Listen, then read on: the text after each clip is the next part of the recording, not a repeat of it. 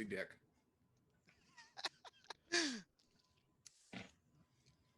It's been a while. Hope I haven't Hey gotten rusty. everybody, we're back after 3 weeks on the road. You know, For some of us, quite literally. and some of us just stayed at home. But I hope that you had a fantastic holiday eve? A really night. It was the long night. But there were no White Walkers and there were no undead marching on Winterfell this year, so I would like to be happy for that.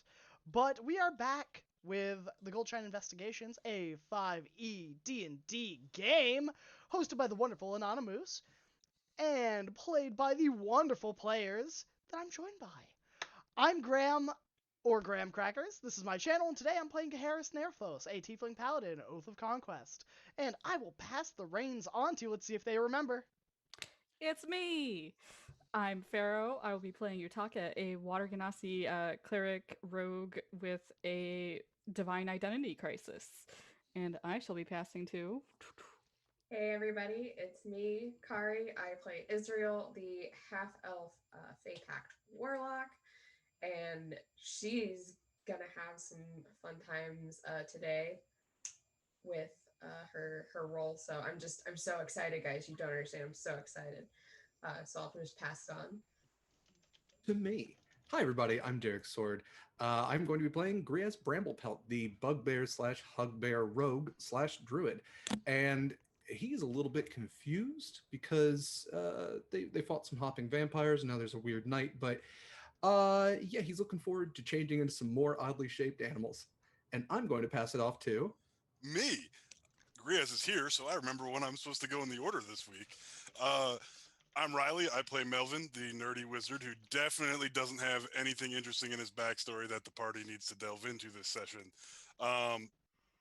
Just a normal old wizard who likes to read books. And I'm going to pass it up to Ivron above me here, Jeremy. Hello, I'm Jeremy, and I will be playing Ivron, the Goodly Hell Knight. And I'm very excited to get this back on the railroad. Last but not least is our wonderful DM. Hi, that's me. I'm Matt, your DM, and I will be playing everyone else. Also, I hope it's not a railroad. I'm doing my best. So, are you guys ready finally to return to the Goldshine investigation? Never been more ready. I mean, I guess. All right. When last we left off, the party adventured down the Millennial March, making the journey from Salemo with the original intent to pass through Amelia City and down to Valebright to join the GSIA regional headquarters. However, on getting the information that the Children of Redside are planning to sabotage the siege and bring the city of Valebright down to its knees through the use of their cursed magic, the party has decided to turbocharge the trip, leaving ahead of their boss, their coworkers, leaving nothing but themselves and the prisoners they're escorting to make a speedy trip to the base in hopes of getting there, if not first, at least quick enough to help. With that, the party passed the final pit stop on the journey to Valebright, entering the frozen barren peaks of Mount Apex before encountering some Jiangxi hopping vampires, besting their opponents in combat by combining their talents, including some new talents that the party did not know some of them had. The final Jiangxi that had been retreating thanks to a turning by Ivran, I believe, was swiftly shot down by a dual light crossbow wielding Hell Knight wearing a flaming demonic looking mask. Approaching Israel and I believe Griaz with a very suspicious demeanor. We had ended off with them not quite hostile, but definitely suspiciously questioning just who is adventuring through Mount Apex in the freezing cold at this time of night, especially having encountered these hopping vampires. Definitely not a subtle group, this, that he's encountered. Um, with that, if you guys are ready. Israel, as a bit of a refresher, you see standing before you this somewhat young-looking elf with a. You cannot see their face clearly as they're wearing a um, uh, vaguely demonic-looking mask with flame patterns painted onto it. But you can see a mess of dark hair and somewhat light armor, but you do recognize it as being very similar to what is worn by Geharis and Ivran. And on their belt, you see what appear to be small crossbow bolt quivers, although their shape is somewhat odd to you, and you can see several odd, unfamiliar mechanisms on them. And on this elf's back, you see scimitars, two of them in sheaths, and a series of daggers along with the crossbow bolts on their belt. This elf is fully loaded, armed quite literally to the teeth, as they look you up and down and wait for you to answer their question of just who the hell you are. Indeed, astride a nightmare horse, she first bends to speak to said nightmare horse, because she, by this point, has picked up on the fact that Graham can communicate with it. Or rather, not Graham, Geharis can communicate with it. Excuse me. It's been a while, We're getting back into everybody. character, it's fine. God. So she knows that the horse can communicate with Geharis. So first, she's going to go ahead and murmur in Naiden's ear to let him know that there's a Knight of Helm here, and Ivran and him should come to the fore. And then secondly, that she's sorry about the bonfire from last time, and if like any of his furs burned, like she'll give you some. So like that's the rest of that message. But then she'd sort of straighten up, and she'd say, "Friends of the Helm Knights, what are you doing out here?" They kind of like tilt their head a bit. You're not able to see their expression behind the mask, but they just kind of tilt their head a bit and kind of straighten their posture a little bit. And as you give Naden this message, they kind of like chuff their head and give that kind of low tea kettle whinny. And Geharis, you receive this message through Naden as Israel is talking to this figure. As you and the others are kind of just recovering and collecting yourselves, Naden indeed informs you through your mental telepathy. Hell Knights. That is wonderful. I was going to take a nap, but I suppose I could greet a fellow Hell Knight. I'll dust myself off from some of the soot that may have covered me from the bonfire. And I will... Is Melvin still on top of the wagon, or did Melvin's in the very back wagon where he had been casting And spells. he's staying very low key, just kind of tucked back into the wagon.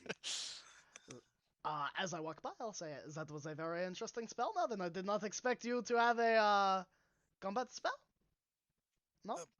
Yes, well, magic, you know how it works. You say some words and shoot things out of your hands like a regular wizard. I do not know much about magic, so I will take your word for it. I have no reason to doubt you. But I will insight check you. just to have the first dice roll of the new year. Oh, jeez. Well, it's a nat 1. So... So did I. Off to a great start this year, guys. Oh my god! That sounds about right. Okay, My so deception total is a 2. my insight is a 3. Wow. Lying real bad and you're real tired somehow. Yeah, you can just tell that Melvin, not a great liar anyway, but also very upset with himself for revealing what he revealed. Oh gosh. That is incredible. Does he look ashamed or does he look frightened? Ashamed. Okay. 100% shame. I don't have a spell for being ashamed, so he's just gonna have to live with that. Oh, he lives with it. So I will go. Yes, that is the way magic works. Sometimes you cast it from your hand, sometimes you don't. There is a night of Helnut here, and I'm going to say hello. You are welcome to take a nap or do whatever.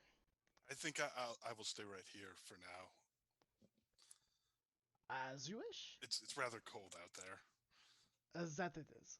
And then I will head off towards there. I'll call out to Ivron if I see Ivron.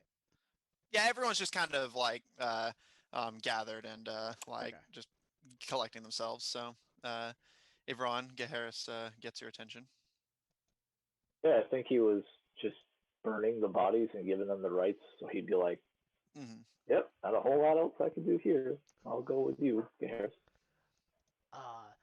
As we are walking, I'll be like, remember as we were told, all smiles and happy faces? We would not wish to put on a... What is the word? A show? I will do my best, brother. You were always better at smiling than me. Would you like to do the talking this time? I think we should have to see what type of nuts they are. If they are more for pleasantries, then maybe I will be the one. If they are more for, the bookkeeping, perhaps you. As we approach and see this knight, just to get Harris and Ron, be like, do you know who wears a mask like that? That is a great question. Do I? Make a history check. May I assist since I'm asking the question? Yeah, sure. I'll allow that. History with a... Thanks. That went from another nat 1 to a... What is my history? +1. So to a 17. Yeah. Okay. Hey, you know what? Yeah, again, this is good. It means we can't do anything alone. We'll work together. Teamwork. Teamwork. Okay. All right, I'll give you this history, but then we'll rejoin Israel before you two enter the conversation. But the two of you, Geharis, most of your knowledge of this is largely through rumors and hearsay. Avron, you're actually somewhat familiar with this through more book learning, always being a bit more on the studious side than your brother. It is not necessarily a thing with the Hell Knights in particular. It is more a symbolic gesture of sorts. This mask and the designs painted onto it are the symbol worn by any individual or even group of individuals representing a very specific sort of almost arbitrary and random group of gods. Well, the only thing that seems to tie these individuals wearing these masks together is their sort of MOs and what they choose to do. Why they do it and what their form of reasoning for it is tends to vary somewhat. But they are known simply for the color of their masks as the red ones. A group of people, whether through their belief in their gods or through simple ideals they themselves hold, gravitate towards the pursuit of vigilante, unrestricted justice, the type of people who operate outside the law to enact justice that city guards may be bribed away from doing or simply unable to without breaking laws themselves. But they tend to be rather infamous for their extreme methods of doing this, as without the law holding them back, they choose not to hold back, to put it mildly. Their methods tend to be extreme and making them rather unpopular with criminal organizations and law-abiding ones alike. Man. Yeah. um, so that's what the two of you know. Israel. Um, as you give your somewhat vague identity as simply an ally of the organization they seem to hold their loyalty to, they pause for a moment and kind of look you up and down before looking down at your mount of choice for the moment. And there's a slight pause and just, strange mount for a Hell Knight. He's a pretty strange Helm Knight. You'll see Uh, in a second. And she'd look over her shoulder to try and spot Harris and Ivron approaching, because they sure should be. Okay. Um, uh, and he himself kind of like leans a bit to see past you as the two of you approach. You see their grip on their crossbows almost kind of instinctively start to return, but as they kind of get a better look at the two of you, I want the two of you to make me insight checks. Israel, you can if you want, but yeah. But the two of you definitely. 21. Okay. I got a 17. 21 as well. Okay, so all three of you notice this. You had initially thought that their grip returned simply because other people were approaching, and they still don't really know exactly who you are and are a bit hesitant to trust you. But all three of you actually spot that his gaze slackens while looking at Israel, and when his eyes flick to Geher specifically, they almost return fully to the grip of the crossbows before their gaze flicks to Ivron and their hands slacken and finally holster the crossbows altogether as they wait for the two of you to approach and hold a hand out to you, Ivron. And well, you're a bit far from home, but always good to meet another Knight of Hell out here. And Ron, I guess, reaches for his hand and, well met, brother. Well, what brings you out to this frozen waste?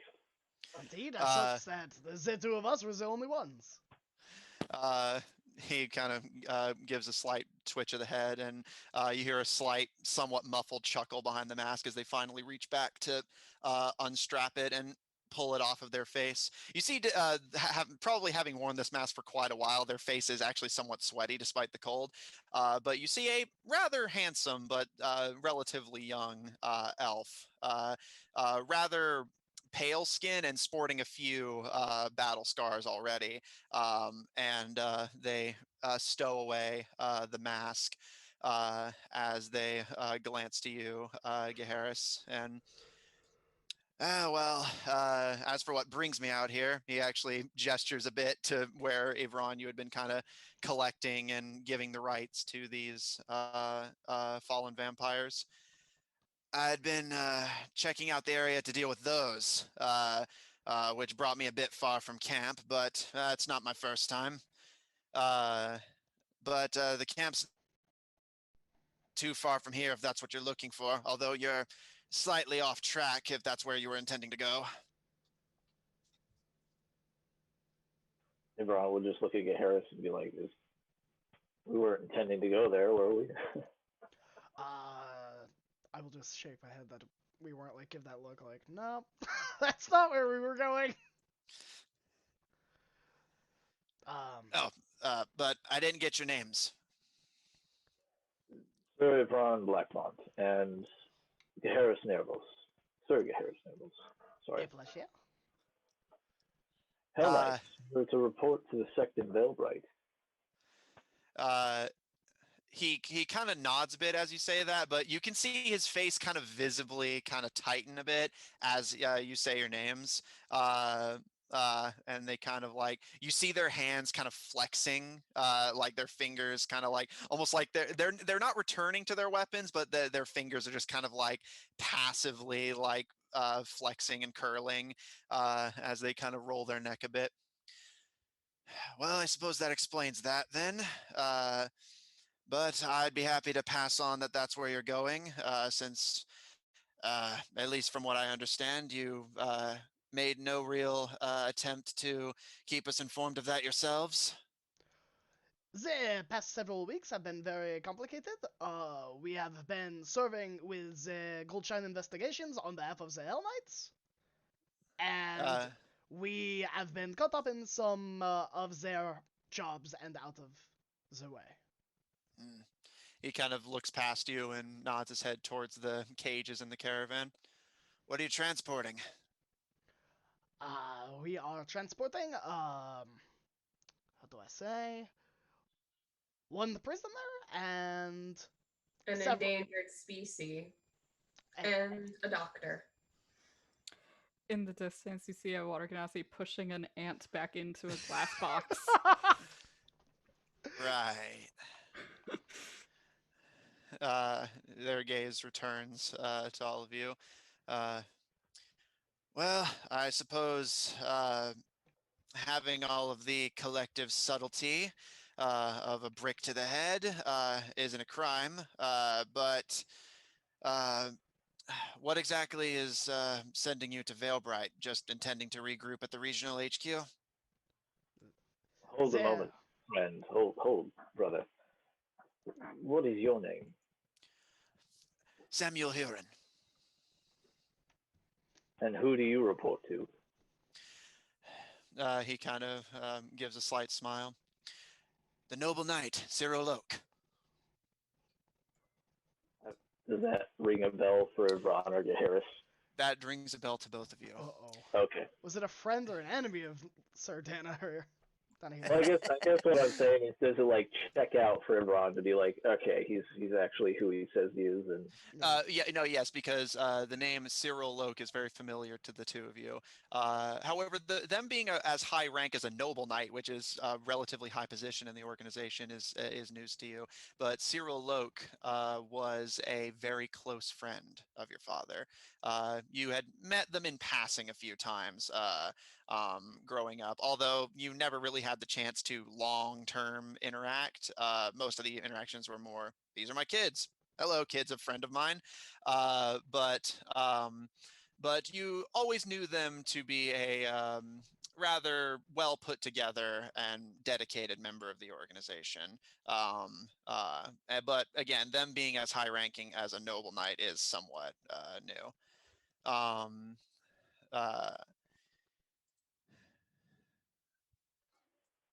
we were pursuing or ongoing to Veilbright because that is where we were told to report. I've been sending correspondence. Are you coming from that direction, perhaps? No, the knights had been taking up position in Amelia City. The Empress was kind enough to offer us a sect of the palace for the duration of our operations here. Ron just looks to Harris. You got us on a busy night. Unfortunately, we do have to keep moving. We are in pursuit of a individual that is involved with the siege of Veilbright, and we hope to capture them before they rendezvous with their allies. He kind of looks over his shoulder at the mountain pass of just snow and ice, still dark as you guys have traveled through the night mostly, and kind of pauses for a moment before. You know who they work for? What they have planned? Do I get the feeling this person is fishing for information? Make an insight check. We all know my rolls have been real good tonight. Israel has been legitimately, the only thing she's been doing is staring really uncomfortably at this man. She doesn't like him.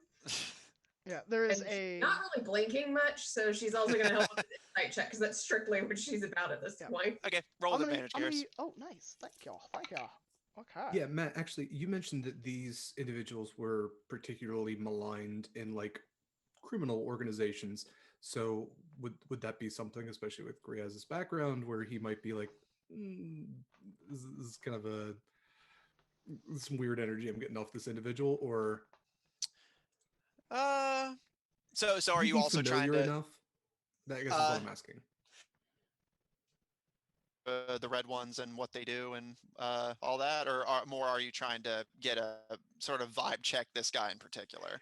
I'm trying to figure out if Griaz is familiar with at least what the organization that this individual is a part of. You kind of described them very much like these vigilantes. Griaz is kind of a criminal past to Make him. a So history check. All right, so that is a 19 insight. Okay.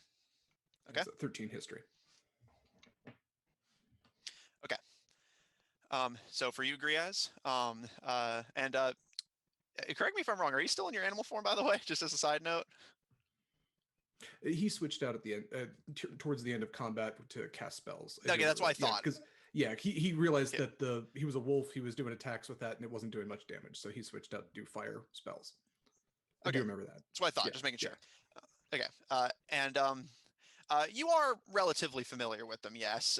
Although I will say as sort of a addendum that while they are considered a sort of collective, it's sort of the equivalent of anonymous in the sense that like you are a member by simply wearing the outfit and saying you are. It is not a like official put together thing, and more anyone who puts on the mask and chooses to adopt their ideals is considered one of them.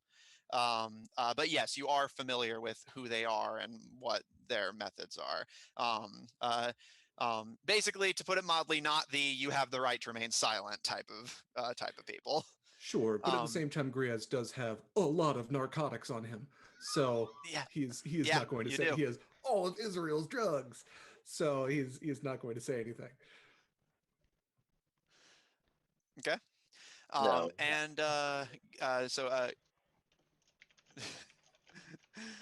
Okay, and Gaharis, kind of looking him up and down, he seems like he is asking questions with the hope of an answer, but he doesn't seem necessarily like he's fishing, and more like you rolled pretty well. You can tell he really wants to know and seems genuinely taken by surprise at the idea of like you guys chasing down someone who could change alter the course of this upcoming battle between the Bluefield Alliance and Veilbright. So it seems like they're genuinely just concerned about that and want to know more. And you can already see traces of like, if they don't like what they hear, they're gonna act and do something to help themselves. Yeah. Before I answer that, did you walk here on foot, or do you have a mount nearby? No, travel this way on foot. It's not too far from the city, so I figured even with the cold, I'd make do on the trip. We are chasing a member of the Cult of Red Sight. They have been infused with magical powers to manipulate Azea people without having to cast a spell. They have men on the inside that intend to open the gate for the siege and let them in at this individual's command. We are trying to stop that command from ever happening. I see. And there's like a pause. You know the way to the city? Follows the trail. They kind of look and like just at this like expanse of snow going down the mountain. It's gonna be a hard trail to follow. We have a map. He holds up the scroll like, yeah, look. I bought this. Yeah, I did a thing. How far are all of you guys from the? They're just at the caravan? about 10 feet away from the front of the caravan. Yeah. Okay. They kind of pause for a while before kind of nodding to themselves, almost like sort of like reaffirming something in their own head before. All right, like I said, you passing this way, you're not doing anything wrong. Just figured it was, if nothing else, my business to check at the very least. But if it's all the same to you, I'd like to accompany you to Veilbright. Then we better get going, because the individual had a lead on us. He gives a nod. Right. They kind of pat themselves down, basically double checking their knives and crossbow before saying, you can almost hear them kind of mumble to themselves, should about have just enough shots. All right, let's get moving. Yeah, I'll make room. I'm gonna finish my rest. In the carriage with Melvin. Veron will lead the caravan, I guess, and I guess in hopes if anyone wants to rest, he can be the one that's pushing everything on. I think Utaka offered to be one of the people as well who was not going to rest so that other people could. All right. So just so I have the image of what's going on. So who all is staying up while the others get a long rest? Okay, Griaz, Utaka, Yeah, Ivran. Griaz will scout ahead. I think he's out of wild shapes because I think we established that he had to wolf twice. Yeah, but he at least has a decent pest perception, so he'll go ahead. Yeah. So, all right. Okay, so Griaz scouting ahead, Utaka and Ivran staying up while the others collect themselves. Samuel, Melvin in the very back cart, but doesn't really pay you too much mind. Simply like leaning against the side of it and pulling one of their crossbows free and kind of like looking over it, almost like checking it for damage. And see, again, don't pay you too much mind as the cart begins to move once again. The insects up front kind of struggling against the cold and the snow to continue keeping moving. Ivran up at front alongside you. Regina continues to push the beasts of burden forward, whereas in this cold they would likely give up long ago. At her command, they push themselves forward, leaving this strange menagerie to continue forward. So does anyone have anything particularly of note before sunrise? Just to note that as Gaharis gets back into the wagon, Melvin is making a point of very closely studying his spellbook and not making eye contact. I guess since she noticed so many others were choosing to stay awake, Israel chose to get a few hours sleep herself since she was awake the first part. So she would go back with Gaharis, and as she passes Melvin, she gives him a long, sustained eye contact toward him that he may or may not meet, but it's like significant. And then she just goes on to go lie down. Whenever Griaz rounds his way back to the caravan, I feel like Utaka might yell at him to get some rest. He's got a very like Chewbacca on Hoth thing like going on, just full ice in the fur and everything. No, I'm fine. I'm fine. Just eyes fully bloodshot. I'm good. You look fine. You look great, by the way. I'm good. Does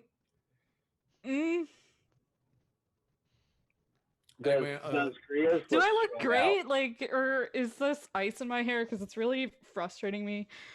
I mean, there's like 3 right now, but that's fine. There's 3 of everything, so it all bounces out. I ain't good at math. It's all right. We have coffee. Is that something that exists in this world? Yeah. Black morning potion. Yep. Warm brown morning potion. Yeah, no, I'll y'all get rest. I'll get around to it. You weren't walking around like that earlier. You were running around as like a dog or something. Yep. Yeah, I was a good boy earlier. I'm still a good boy, but different. So you need to like sleep so you can be a good boy again or something? I need like maybe like an hour or something. I mean, I'm only like 1 point of exhaustion right now. So maybe do that, huh? Well, all right, you gonna go ahead? No, we're just gonna go. You gotta sleep. as the two of you are going back and forth, you hear a very loud from the back cart as Samuel kind of like hoists himself off the side of the cart, just hands in his pockets, marches past the two of you. I'll scout ahead. You, and he snaps his fingers and points to you, Griaz. Back of the cart, get some rest. Who the fuck are you? You're not our boss. He kind of actually whirls around, and all of you are kind of startled because Israel, as probably the most obviously familiar with Elvish aging, you're watching basically two teenagers probably about to fist fight as as he immediately like balls up his fists and like is trying to like puff himself up to compare taller than Utaka. Well, Utaka is sitting, so he's like by nature higher. No, yeah, but it's like that's not even enough. He just keeps like puffing himself up. And there's like a long, very, very heavy silence before you can hear his feet scrape against the snow as he just adjusts his armor and walks towards the front and pulls out his dual crossbows and twirls one between his fingers as he takes Griaz's previous position. It's Yeah, but like you should 7 foot probably tall sleep Griaz anyway. just looking down at these two. Yeah, or I'm gonna go nap. Good plan. Bye. Melvin, you want to snuggle? Yes. He needs it. Griaz is a big shaggy rug. Somebody get this It is walking like carpet snuggling out of my with way. a good boy. He's a good boy. It is. It's much warmer with the two of you sharing. All right.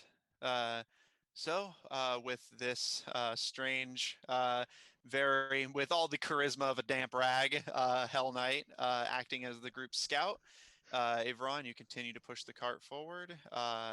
And I believe, Nutaka, are you still staying awake as well? Yeah. Gonna do Okay. that. All right. And all of you, you positions in the cart kind of like roll very slightly as the caravan is starting to move downhill now, having to pass down the mountain as Amelia City is more further up in the peaks. Heading down, it's just a vast expanse of dark skies, chilly, bristly winds, snow falls, and the looming dark mountains um, shadowing over this valley of snow that the caravan travels through. Indeed, Ivron, at the front, it's very difficult to like if there had to have been a trail here at some point because the two of the larger cities in the region had to be trading, but it is very hard to tell where this like where you're supposed to be going. It's a relatively straightforward path, but such a wide open space, you could understand possibly getting lost. And between that and the darkness, you sort of deign to follow this Hell Knight, who seems relatively purposeful in his moves and seems to know where he's going. With that, those of you who got some sleep, you get a long rest. Those who stayed awake, you will take a point of exhaustion.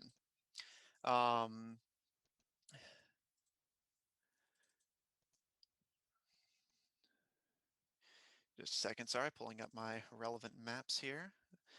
All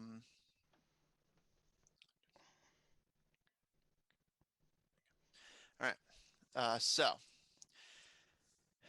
as you guys travel down, Ivron piloting, getting down the mountain, passing through this sort of valley is going to take the bulk of the night.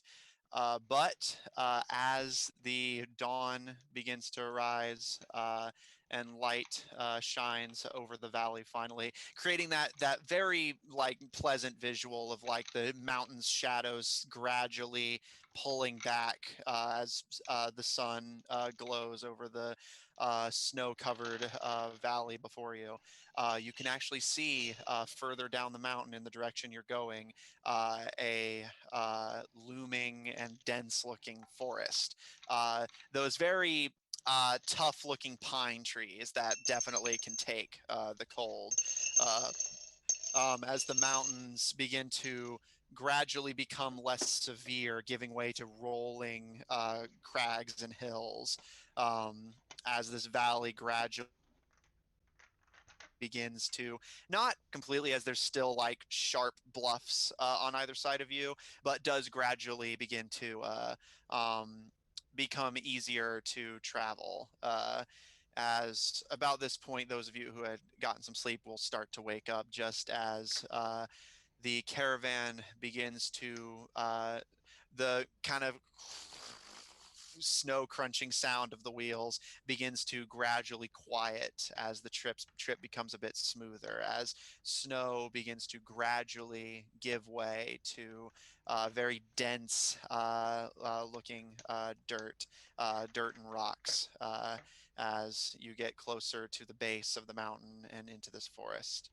Um, uh, Ivron on your map, so you would actually know what this forest is. Give me just a second.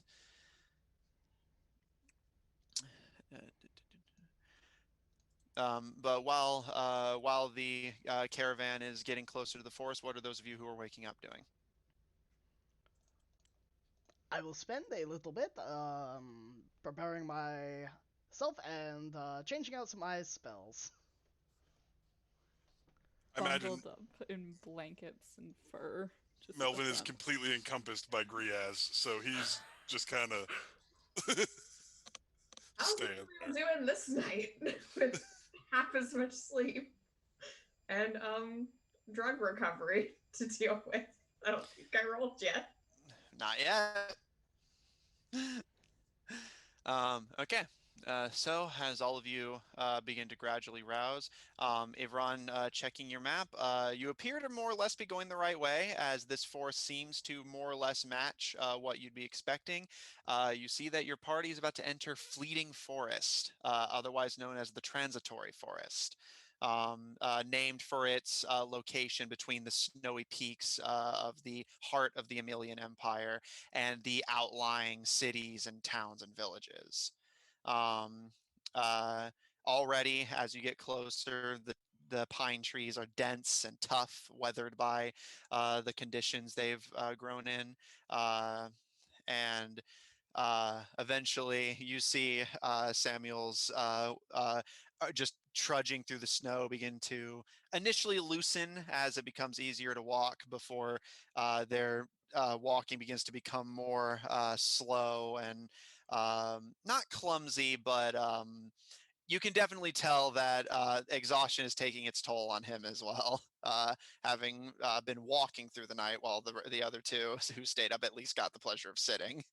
Um, and As he holds up his hand to bring the caravan to a stop, as you sit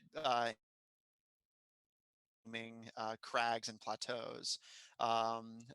He turns, and you can see their eyes are tired and slightly unfocused as they run a hand through their hair and say, I need to get some rest, and I think you and your friend should too.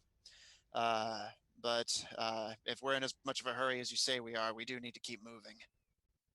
I hate it here. This sucks. Yutaka starts like peeling like shards of ice off of his face that were just, dripping condensation as a water genasi that are frozen, and he's just like and he just tosses them to the ground. Feel free to get some rest in any of the carts. I think Ugh. here is a pretty good pit stop. as he sees everyone wake up. Maybe someone has to use the bathroom. I don't know, because we're not turning this around. Yeah. And stopping again. So. Yeah. Geharis, once I wake up, I got the most amount to sleep out of anyone, so I will switch out with Ivram or Utaka or Regina, because I think Regina also stayed up. Yeah, she stayed up with Yvonne to keep the insects moving. So any of the three that. If Ron's going to argue not to sleep, he's going to be like, take care of the others first. Can either of you drive the giant centipedes? I can try. I'll do it. Regina, who had also been starting to speak up, stops and looks to you in surprise. I'm quite well rested. It was a strange night last night. I'm looking forward to helping out the group as best I can. Regina kind of gives a somewhat seemingly grateful nod. As you can tell, she's definitely not used to all-nighters, and gives a nod and starts to make her way towards the back cart, as it's the only real available cart for those who need to sleep. And Samuel gives you a nod, Melvin, and starts to walk by and just, all right, anyone take care of any business they've got, and then we got to keep moving. Utaka has not quite left. He is highly suspicious that Melvin is going to accomplish this. I have a feeling this will go very well. Israel! Before she was probably in a dead sleep, so I don't know how wakeable she is. Again, it depends on how good she's doing. Israel! Utaka will hop down, bundled up in blankets and furs, and trudge along, dragging them on the ground as he goes to find you. Israel, make me a Constitution save. Oh no! What can we doing, bro? All right. Oh my goodness, good for her. A 20, a nat 20. Oh! You deserve it, girl. You did it. Thank God. One level of progress. Exactly. Okay. Israel, you kind of fuss a bit in your sleep as you hear Utaka yelling for you and getting closer. Exactly. She's like rubbing her eye. The little grumbles, you have when you've been woken up, and you definitely didn't want to have been woken up, but it's like, it's fine. It's fine. It's fine. I'll keep going. He climbs up My into brother's the calling wagon me. and It's fine. starts shaking you. Just get your hands off me. No, What do you have to want? wake up. What do you want? What is it? Are we dying? Are you bleeding? Not yet. Okay, what is it? Okay, but I'm gonna go to sleep, and Regina's gonna go to sleep, and Melvin thinks he can deal with the bugs, and I don't think he can. But you can talk to stuff, so maybe. All right, fine, Okay. fine. And Okay, she bye. leads him back to her spot where it's warm, and then she scoots to get out of the wagon. Yeah. And Regina gives you a small bow of the head, Israel, as you start hopping off the cart, and Samuel just kind of raises a bit of an eyebrow at you, but otherwise steps aside to let you off before hopping up onto the cart himself. Not crawling onto it, just simply hopping up so that he can walk to a designated spot. I can hop. Crit in the chat for Griaz, you're by not the way. fucking special, bro. I want to jump. I can jump too. Well, everyone hates this guy immediately. I thought he was pretty nice. Israel would shove him off the top of a cart for comedic value. You ruined NPCs for us when you started with Louis Tenniel. So I mean, I was jumping between moving wagons last night, but Whatever. It didn't slit his throat. So Israel was generally waking up. She's stretching and she's making her way to the front of the cart to sit with Melvin, then drive the cart. How is Louis Tenniel looking this morning? looking at him, you can see a very visible like relief as you guys have got. It's still pretty like chilly, but you're out of the actual blizzard now at least. And he's just kind of rubbing the sleeves of his jacket and just kind of like warming his hands and rubbing them together, and kind of getting some of the frost and flakes of snow off of his hat before readjusting it, and Is gives his you a coat not nod. warm? And I kind was of half expecting when he pulled all those Uh, furs down off his cage that he'd Oh, just yeah. like disappear like a magician's trick. Yeah. Oh, don't Ah, he's not suggest here it. anymore. and Garrett's looking at his coat. It seems like it's more for fashion. Remember, it's like a kind of Yeah. velvet and silken material, not exactly an Yeah. insulator. I will grab one of the. I will grab one of the excess furs, and I will actually unlock his cage quickly and, hand that to him before locking it back up. He gives you a nod and a tip of the hat as he kind of bundles himself up a bit. And because you guys had covered his cage to keep the actual direct rain and snowfall off of him, but he didn't have anything to actually like insulate him. Um, uh, but he gives you a grateful nod. And overall, his condition seems about as good as it can be given the circumstances. Could be a lot worse. Yeah. We're pretty bad when we keep captives. We're not very. I mean, to be fair, we didn't think we were going to have to barrel through an entire mountain range in 2 days. Yeah, and to be fair, you guys have been making sure he has water, food, and isn't at least in the rain. And you guys had to suffer through the cold too. Thank goodness we gave him those comforts because goodness gracious. Everyone's what cold. You get that. Yeah. Everyone's cold and Ron. Yeah. Anyway, so as she gets to her seat with Melvin, and they're probably getting moving again, there's gonna be a quiet so nice shot last night. Yes. It's always good to have some magic ready when you're fighting hopping undead monsters from your very nightmares. Yeah, it's pretty neat trick, really, all told. Well, just a general easy spell to cast for those Specific. of us. Yes. And he looks. You see him kind of like drop the facade a little bit and just stare straight ahead.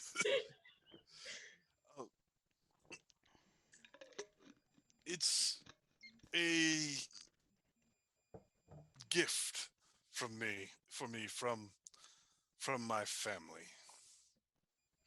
Oh, lucky you. Yes, it's more of a curse, really, but it is something I can do. Cool. Great. Good luck with that. And with that, Melvin clicks the reins to try to get the centipedes to go. She's just pretty happy she didn't ask her away, because he's probably clearly recognized the times where she's been shooting it from her bow. And she's just like, that is fair. A moment here. But yeah, so Melvin, make an animal handling check. I rolled my first 20 for a portent roll, so I'm dropping it right here. Animal handling check of a 23. Hey! Israel, to your surprise, you didn't even need to help. And Melvin... Oh no, I straight up sit back and go back to sleep. And as you do that, Israel, the cart shifts, and Melvin, to even your surprise, the centipedes not only move, they move quicker, not only because they're out of the densest part of the cold and not walking on snow, but they're energetic and fast, and immediately just with their many, many legs start getting the cart moving. And I'd be very good at this. I will say that Ibron is up front, but he's sleeping, covered in his cloak. But he's waiting for someone up front to mess up. Looking at you, Melvin. So Melvin, that 20, but that doesn't surprise me. Can't fool me. So All right, so Ivron, you're asleep on one side, Melvin in the middle, keeping the insects moving, and Israel, you start to get yourself back to sleep. And as the cart starts moving, something actually catches your attention. You feel fine. No headaches, no sweats. Everything seems to be where it should be and sounding like what it should sound like. You feel great. It's immediately suspicious, but she's like, I don't question it. You don't question these things. So you start questioning. The bad things start returning, and that's just, no one needs that. She's just gonna like forcibly not think about it. And she's just gonna get through. All right. So, Melvin up front, Ivron and Israel up front, but sleeping. Griaz, since you got some sleep, what would you like to do, if anything? Well, Matt, it's a new day, so what's that weather like? Can I share something that Oh, what? another campaign that I'm in that has? They have a anonymous weather guild of druids that cast sending to every person in Faerun every morning saying what the weather is. I don't think. Well, Griaz, to answer your question, you can expect some possible light snowfall, especially up further in the mountain. But once you get into the pine forest, it's going to be a relatively chilly day, some harsh winds, but otherwise clear skies. All right, thank you, inner voice. No problem. See you next morning. See you tomorrow. Signing off. Now let's go to traffic. Yeah, there's a centipede pile up on the path to. Yeah, no. Okay. Yeah, everybody, it's gonna be some stronger winds today, so make sure y'all bundle up, keep those furs nice and tight, and it should be fine. We don't have any major storms coming through, so gonna be good. Gonna be a good day.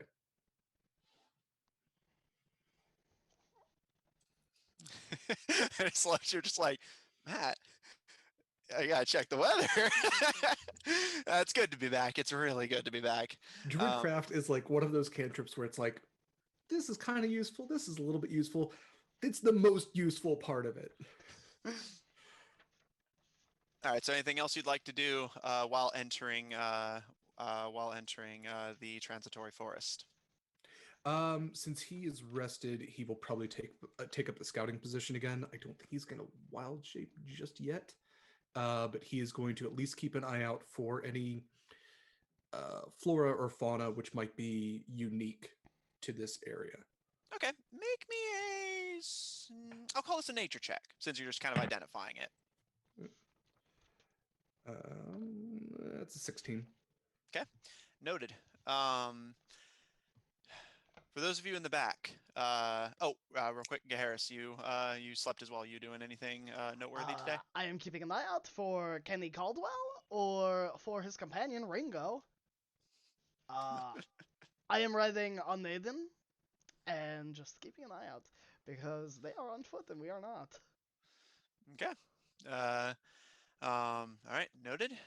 So the two of you riding or walking a bit of a ways ahead as the centipedes keep moving at Melvin's behest. Israel and Ivron get a bit of rest. Utaka. In the back of the cart, as you're settling in to finally get some sleep, it's been a long week for you. As you're starting to like let your eyes like droop a bit, and you see Regina kind of like a bit still hesitant and uncomfortable, but understandably, given that they're sleeping in the cart, starting to rest themselves and kind of like just trying to keep warm and out of the wind. You hear the voice of this stranger that's joined your group for the day, as they their legs are crossed and kind of tapping their knee. Although them sitting cross-legged when preparing for sleep isn't unusual, as you know, elves typically meditate rather than sleep. And they speak up, not even looking at you, more just speaking in general, but it does get your attention. The man in the cage. Who is he? Utaka's eyes kind of flutter back as he kind of rolls his head and sighs, having to be awake and engage with this person.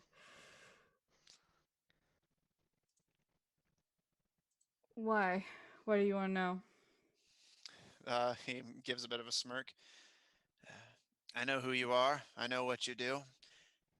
Anyone you're How do you know transporting in a who I am? he gives a smile and nods up ahead to Gaharis on Naden. They What did he told say me. about me? He gives a smile and a laugh. Didn't say anything about you specifically. Just said who you So work you don't for. know who I am. Uh, he kind of tilts his head to the side and looks to Regina, who's just kind of watching the conversation. You, man in the cage. Who is Oh, he? hey! We're talking. Let her sleep. Do you intend to answer my questions? Maybe. I know you work for the GSIA. I know that anyone you're transporting in a cage to one of the biggest cities on the continent probably deserves to be in there, and I want to know why. Oh, yeah, no. That guy. Okay, fine. Fine, I guess I'll tell you. Even if you don't know my name, that's fine. He stalked someone, impersonated someone, pretended to be their father, got in their house, and was like trying to like kidnap and gaslight and manipulate this chick, and it was pretty fucked up. So I cut out his tongue. Uh, and then we dragged him back, and now he's in a cage. He gives a nod.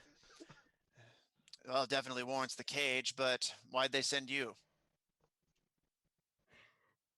That's a really good question. I don't know. I was there for like 2 days, and then they're like, "Hey, you did this thing in the town square," because I guess I kind of did a thing in the town square. I don't know. It was more like the thing was gonna murder me, so I'm like, "Hey, I don't want to be murdered." Uh, but then they're like, "Hey, we'll give you a job," and so they sent us. That's how we met her too, actually. Uh, he gives a nod. And what about her? They said you're transporting 3 people. What'd she do? He kind of rolls his head and looks towards Regina, who is still awake, right?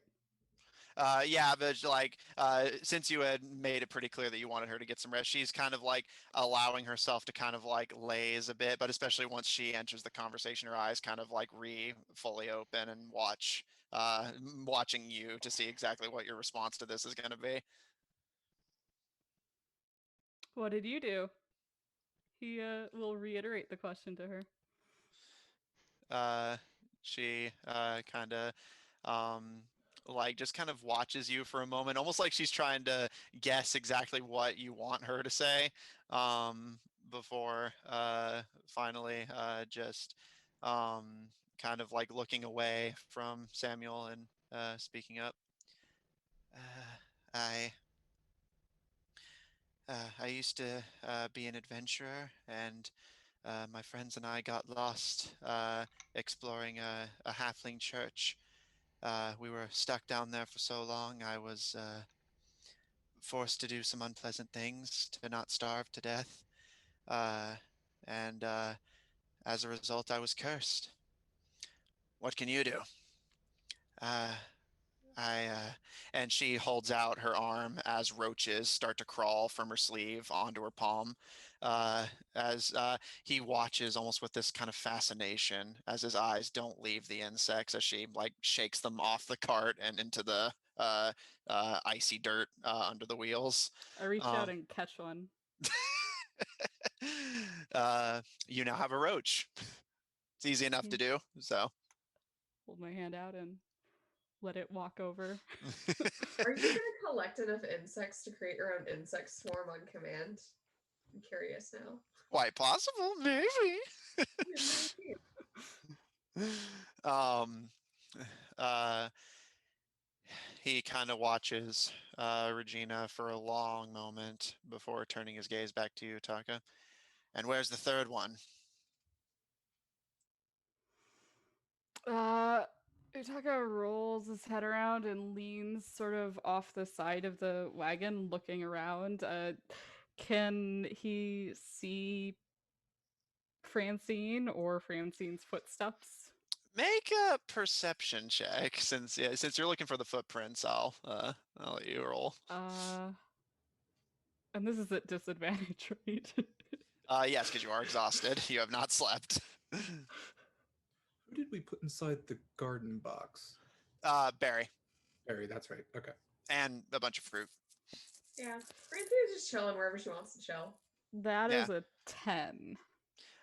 You don't see any sign of Francine, and you're struggling to remember where you or the group last told her to be.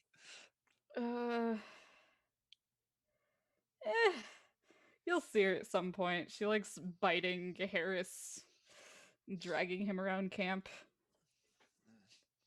And what'd they do to get all of you sent after them? Kind of just existed. Mm. Knocked Alright. over some traders or something. I don't know. That makes more sense. Yeah, that was a day. I imagine so. He is quiet for a moment before giving a nod. Thanks. And kind of leans back and lets his eyes close. Very unceremonious. Why are you coming with us? Because it's the duty of my organization to make sure that the people in that city are safe. The rest of the knights had no idea how serious things had gotten.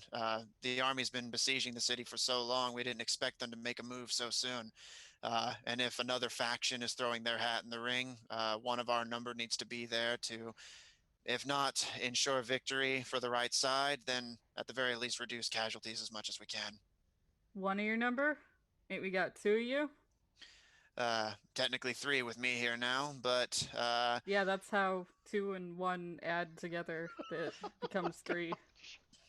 he just gives a smirk as he has his eyes open again, and he's quiet for a long moment, just kind of watching you before nodding towards Harris and Ivron, and just, with all due respect, I think it's still just one of our number. Huh. Push him off the cart. Utaka doesn't look all that surprised. After whatever conversations they had the day before. He just gives a smile and lets his eyes close and says, once these red site folks are out of the city, I'll head back to Amelia City to report back to the Noble Knight and let them know what I did.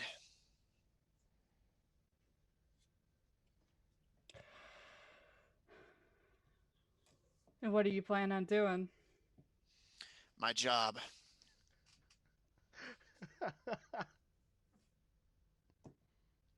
So just stop in Red Site? Or you got some sort of plan for those two? He gives a bit of a shrug and says, it's not my job to see to their punishment. He kind of pauses and kind of looks you up and down before shaking his head, seeming to dismiss whatever thought crossed his mind as he leans back again. I'm just gonna do what I do best. And he pats one of the crossbow bolt quivers on his belt. All right. Taka kind of shifts, and this guy doesn't. Oh no, he was sweating earlier. He was pretty warm in whatever he's wearing, right? Okay.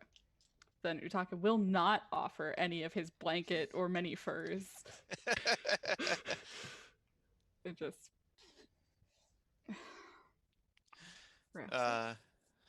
He kind of opens one eye to watch as you bundle up before letting it close again and entering his meditative state to get some rest. Regina kind of curls a bit inward, and you allow yourself in some bundled up warmth. What's left of the frost sticking in uncomfortable patches to your skin, finally beginning to melt and give way, leaving those who are awake to continue this leg of the journey. Since Ivran is doing his level best to get rest himself, you have your weatherman, but you do not have your map man. So you guys are just gonna start heading in. Would Ivron have given me the map before going to bed? Would Ivran had given Gaharis the map?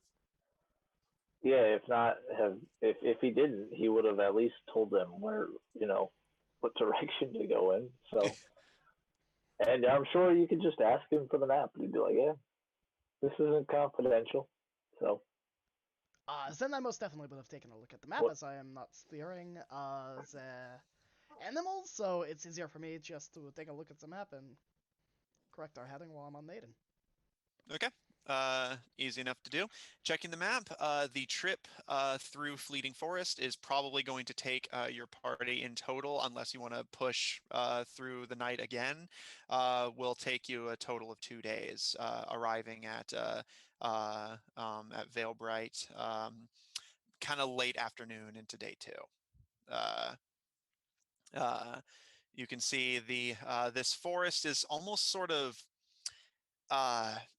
it's a very unusual arrangement because as you guys start to get into the forest, the mountains and crags and bluffs actually sort of encompass, almost forming a sort of bowl valley surrounding Fleeting Forest, um, uh, with no immediately obvious access to the coast or anything. Just heading more or less one way. So, Garrus, you're pleasantly happy to discover that keeping the party going the right way will be relatively easy, as you will know you're going the wrong way if you hit a mountain. That is wonderful, which means I can spend more time looking for the children of Redsight, who we were gaining on, so that is what I'm going to do. Okay. Once everyone has a full rest, then I will wake them up. Okay. All right. Yeah, So, while Griaz is scouting ahead, can he look for? Is there snow here? Would he be able to look for tracks of anybody who may have come through here recently? so there is still some patches of ice and snow, but it's especially as you get closer to the forest, it starts to kind of level out a bit as it's not as freezing cold. Because you did just travel 8 to 12 hours down the mountain. So Sure. Any signs of but yes, recent you travel, whether it's yeah. Yeah, so and it'll actually be easier here because the snow is not actively covering any tracks that were created. So make me a survival check. That's really good. It's a 24. Okay. As you kind of glance and see Gaharis keeping a very close eye on the surroundings, you glance down and you see footprints. But not just footprints. Something catches your eye very interestingly. The footprints are very...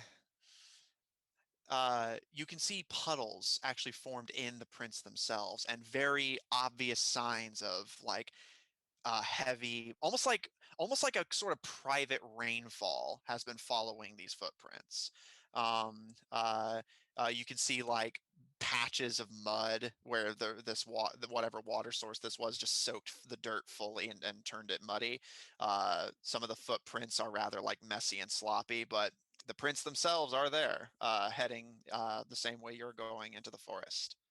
But yeah, that does catch your eye. This again, you expected it from the snow for the footprints to be a little wet early on, but it only seems to get more densely wet and muddy the closer to the forest it gets.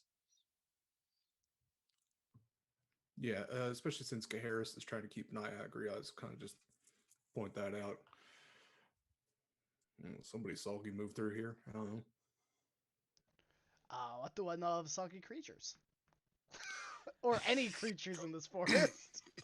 Tell us about the soggy bottom boys, man. Yes, please. The soggy I'm so using that. The Soggy Bottom Boys. It's like Peter Pan, but a little bit more dark. Oh my god. I guess maybe a history check. Sure. Will a 13 plus? I think it's plus 2, but it might be a plus 3. 14. Okay. What do I know about Soggy Bottom Boys? Yeah, the Soggy Bottom Boys. Okay, making your way closer to the tracks. Okay, making your way closer to the tracks. You and Griaz kind of still keeping moving as Melvin commands the insects. You see, Gaharis, you and Griaz both spot that it's a very like. It almost gives the impression of something very encompassing and flat following directly behind. It's not like patches of water, like as if the person themselves were deeply soaked, which to you at least more or less rules out the possibility of something like Utaka, just very soggily walking through this dirt path. So Gaharis, by your best judgment, something again, this creating this almost a sense of like a personal rain cloud. It's definitely probably some kind of magic by your best judgment. The only creatures you can think that would have done this, at least that would be this far away from the coast, would probably some kind of elemental, likely a water elemental or perhaps a very unfortunate ice one. Okay, so I mean, he could have been riding on an elemental. But there are footprints. So maybe not. All right. Well, Zeta appears to be a elemental, perhaps. I have no idea what else it could be, but also I'm not from Belbright, so I don't really have an idea about anything. Except that we are going the right way. Is it cold enough that Griaz would reason like, oh, these footprints should have frozen by now, and we are like close behind them, or is this like, it's just water because that's what the temperature allows for? The fact that the mud is relatively fresh, and yes, again, it's not like literally freezing cold, but yes, the fact that like the water seems relatively fresh, the mud is not dried yet. These definitely seem pretty recent. Although, yeah, you rolled pretty good survival. You can reason that it's anywhere from just the previous day to at most maybe a 2 or 3, at most. Okay, all right. 2 or 3 days ago? I know, like at most, but it seems more likely like just the previous day. Okay, so would that be an indication that we have gained anything on them as we were 1 day behind as the beginning of our trip, or is they keeping ahead a full day by our reckoning? Because we did travel all through the night. Yeah, and Griaz, it's a bit hard for you to tell that much, but you at least reason you haven't lost ground, but they basically it's hard to tell one way or the other if they've gotten significantly ahead of you or if you've gotten significantly closer. But you definitely seem to be still relatively close in travel time. Again, the mud would have dried by now if it had been like significantly longer. Especially given that you left pretty much immediately after they did. We gotta keep moving. Perfect. Then let's keep moving. Perhaps at like 1.5 pace. Well, actually, I do got something for that, especially wanting to move faster. But Griel's will kind of go to the center essentially of the caravan, which I realize is probably pretty decent sized, but he'll try to encompass as much as he can within 30 feet and cast Pass Without Trace, and essentially add a plus 10 if we wanted to move quickly but quietly, an additional plus 10 to any stealth checks for anybody who's in that circle. I'll say since the people in the back are usually just sleeping or just not doing anything, you can hit yourself, Gaharis, and those at the front and the beasts of burden, but you wouldn't be able to hit the entire caravan, unfortunately. Yeah, I figured. Yeah.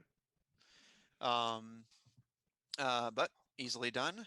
You kind of finding a middle ground at the front caravan. You cast your spell, and the centipedes, very light kind of footfalls, Do we have begin to almost completely become inaudible. Their footprints and the parts of the wheels of the cart begin to almost start to.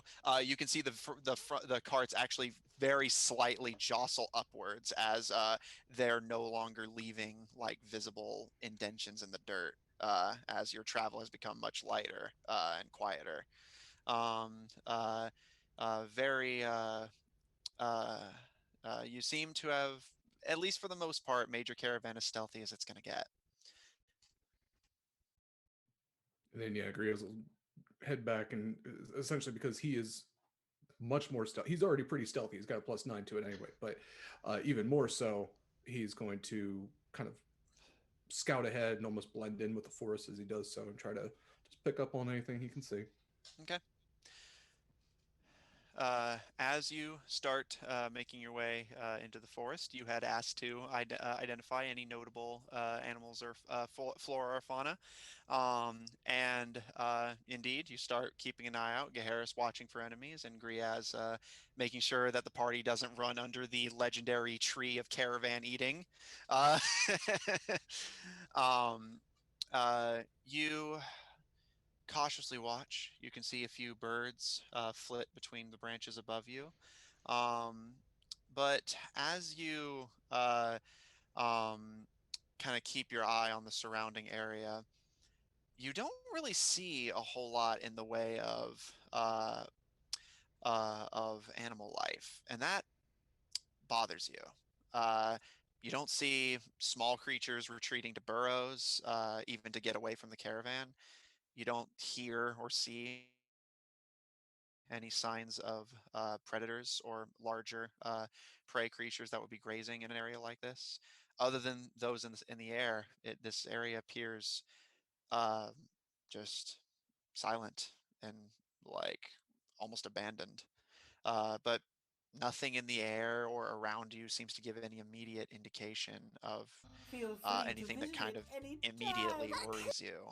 But as you kind of start blending and like at the further the caravan travels into fleeting forest, it starts to kind of worry you a bit more and more. And as you put one of your large, very long arms against one of the trees to give the caravan time to catch up to you, you glance near your hand and you can actually see a sigil carved into one of the trees. You recognize it. The symbol that the Augur Bowman Corps of goblins had left carved into the tree they were using as a hideout temporarily. And as you glance around, you can actually see similar sigils carved on many trees, especially those close to the trail. So he's going to keep his eye out then kind of towards the branches and see if there's is there only the one Bowman Corps, or were they just like a branch of You would know that, yeah, they're just one of many. Which is why their number was relatively small. sure. Um, uh, um, uh, uh, and you weren't with the group for this, but the rest of the party would know that, yeah, they were more or less a scouting force sent deeper into common territories to get a feel for what was happening. But yeah, you see sigils on a lot of the different trees, unfamiliar to you, but very similar in make. And since you said you're going to keep an eye on the branches, go ahead and roll me a perception check. Yeah, he's definitely. I mean, if that's kind of the idea is that they'd hide out from above, shoot down from above. 16. He's got yeah, that's a 25. Okay, noted. Anyone else who's still awake have anything they want to do? Melvin is 100% concentrating on making sure these centipedes don't get away from him. Yeah. Sorry, I come on. think Israel's probably awake if she's gotten her 8 hours by now, but it's more just like watching Melvin.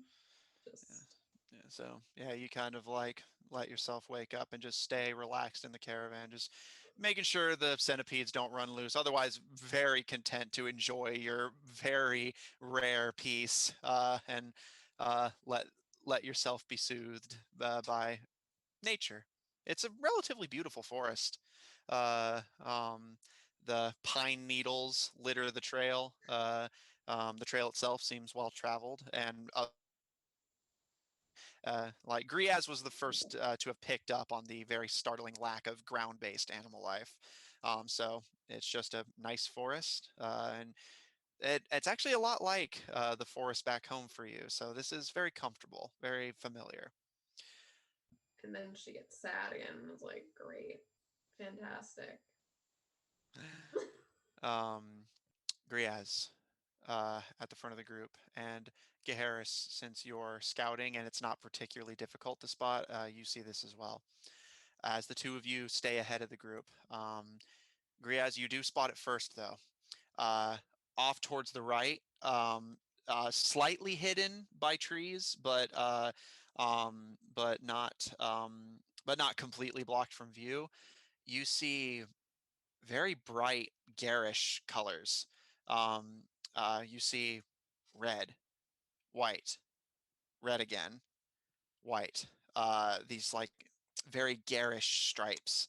Um, and Geharis, as you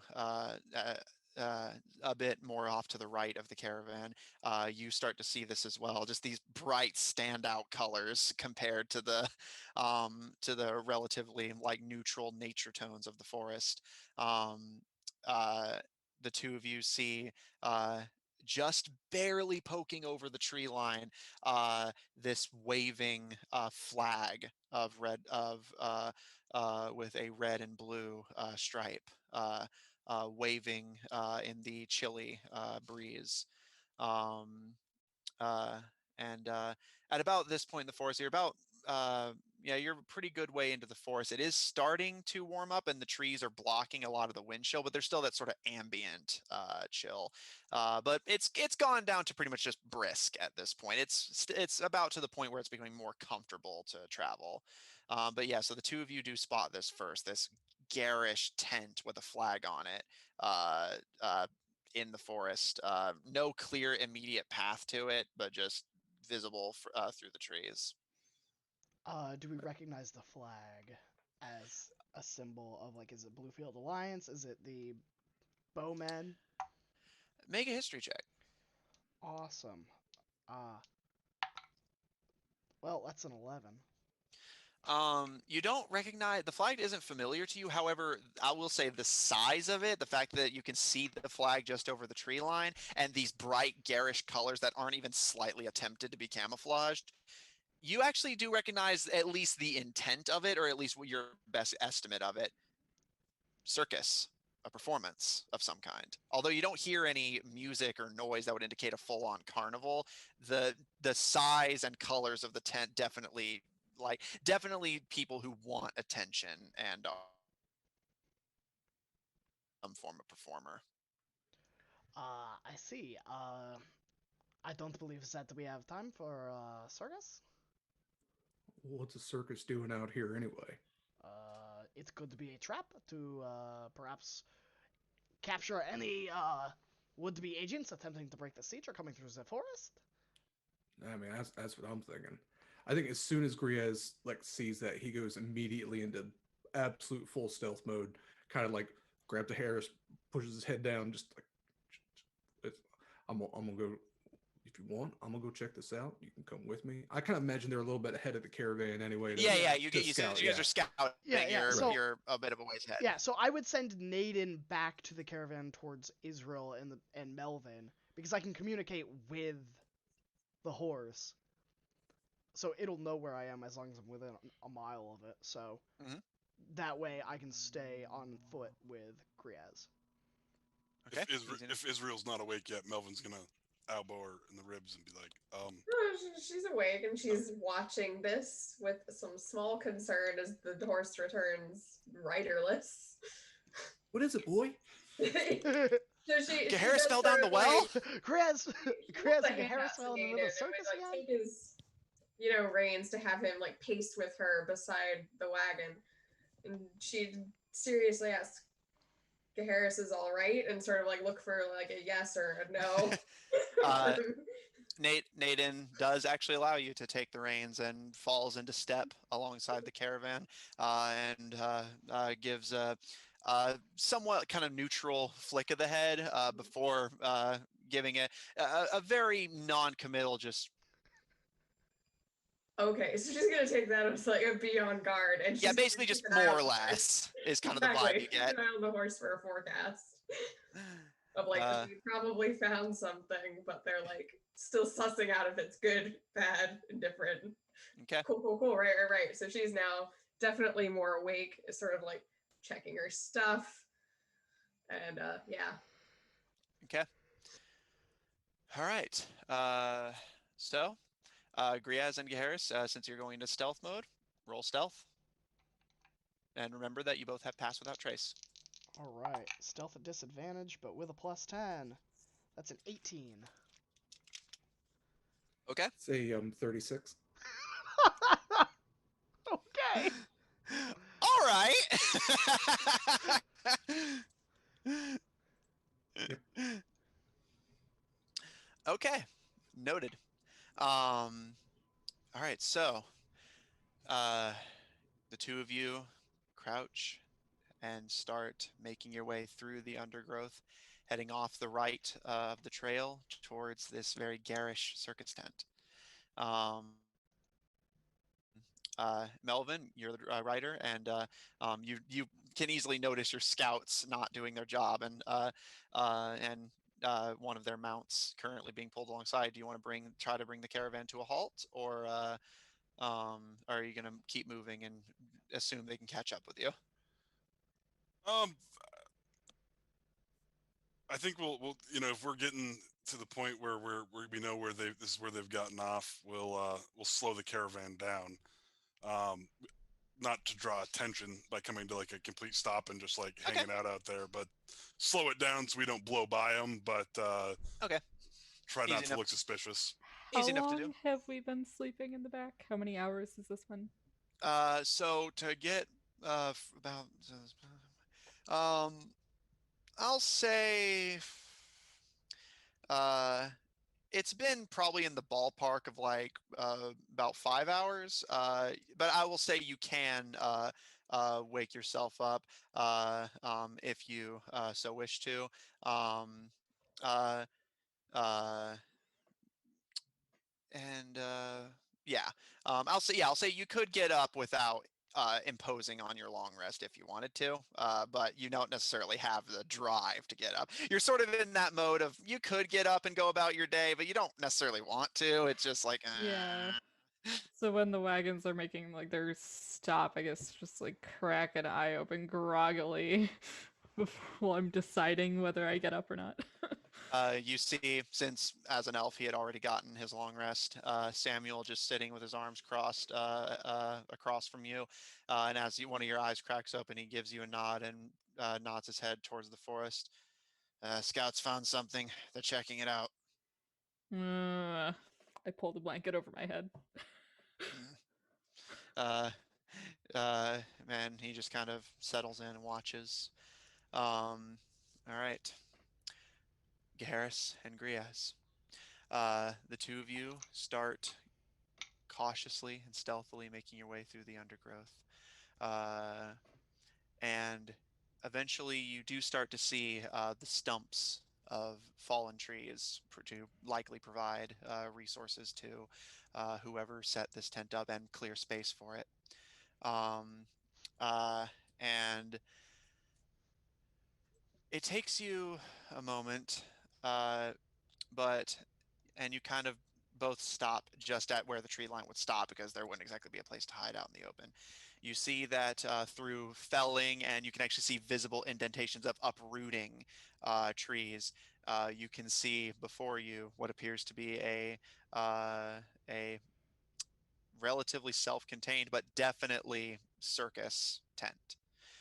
The red and white stripes, although you notice now that you're looking at it directly, that down the middle, it actually starts doing blue and white instead, matching the red and blues of the flag up at the top. It's a relatively tall tent. Giving it a quick glance, you can't exactly measure it, but you would estimate it to be easily in the ballpark of like 80 feet high. Um, uh, but looking around, you don't immediately see anything else that catches your attention. Although you do see a few piles of stacked logs alongside of a small collection of tents, but the tents appear relatively unremarkable and seemingly abandoned. You don't see any signs of immediate inhabitation. I have a terrible feeling about this, and I think we should probably avoid it. I think you're right about that. Yeah, we don't see any movement or anybody. It just seems like abandoned. Make a perception check. They have already noticed us. Um, Can I assist? 24. Roll with advantage. 26. Hey! I'm helping. Yeah. All right. The two of you are on edge. The silence of the forest really starting to get to you. As other than the occasional bird call, it's just nothing other than like the brief bits of wind that managed to make it this deep into the valley, and the bird calls.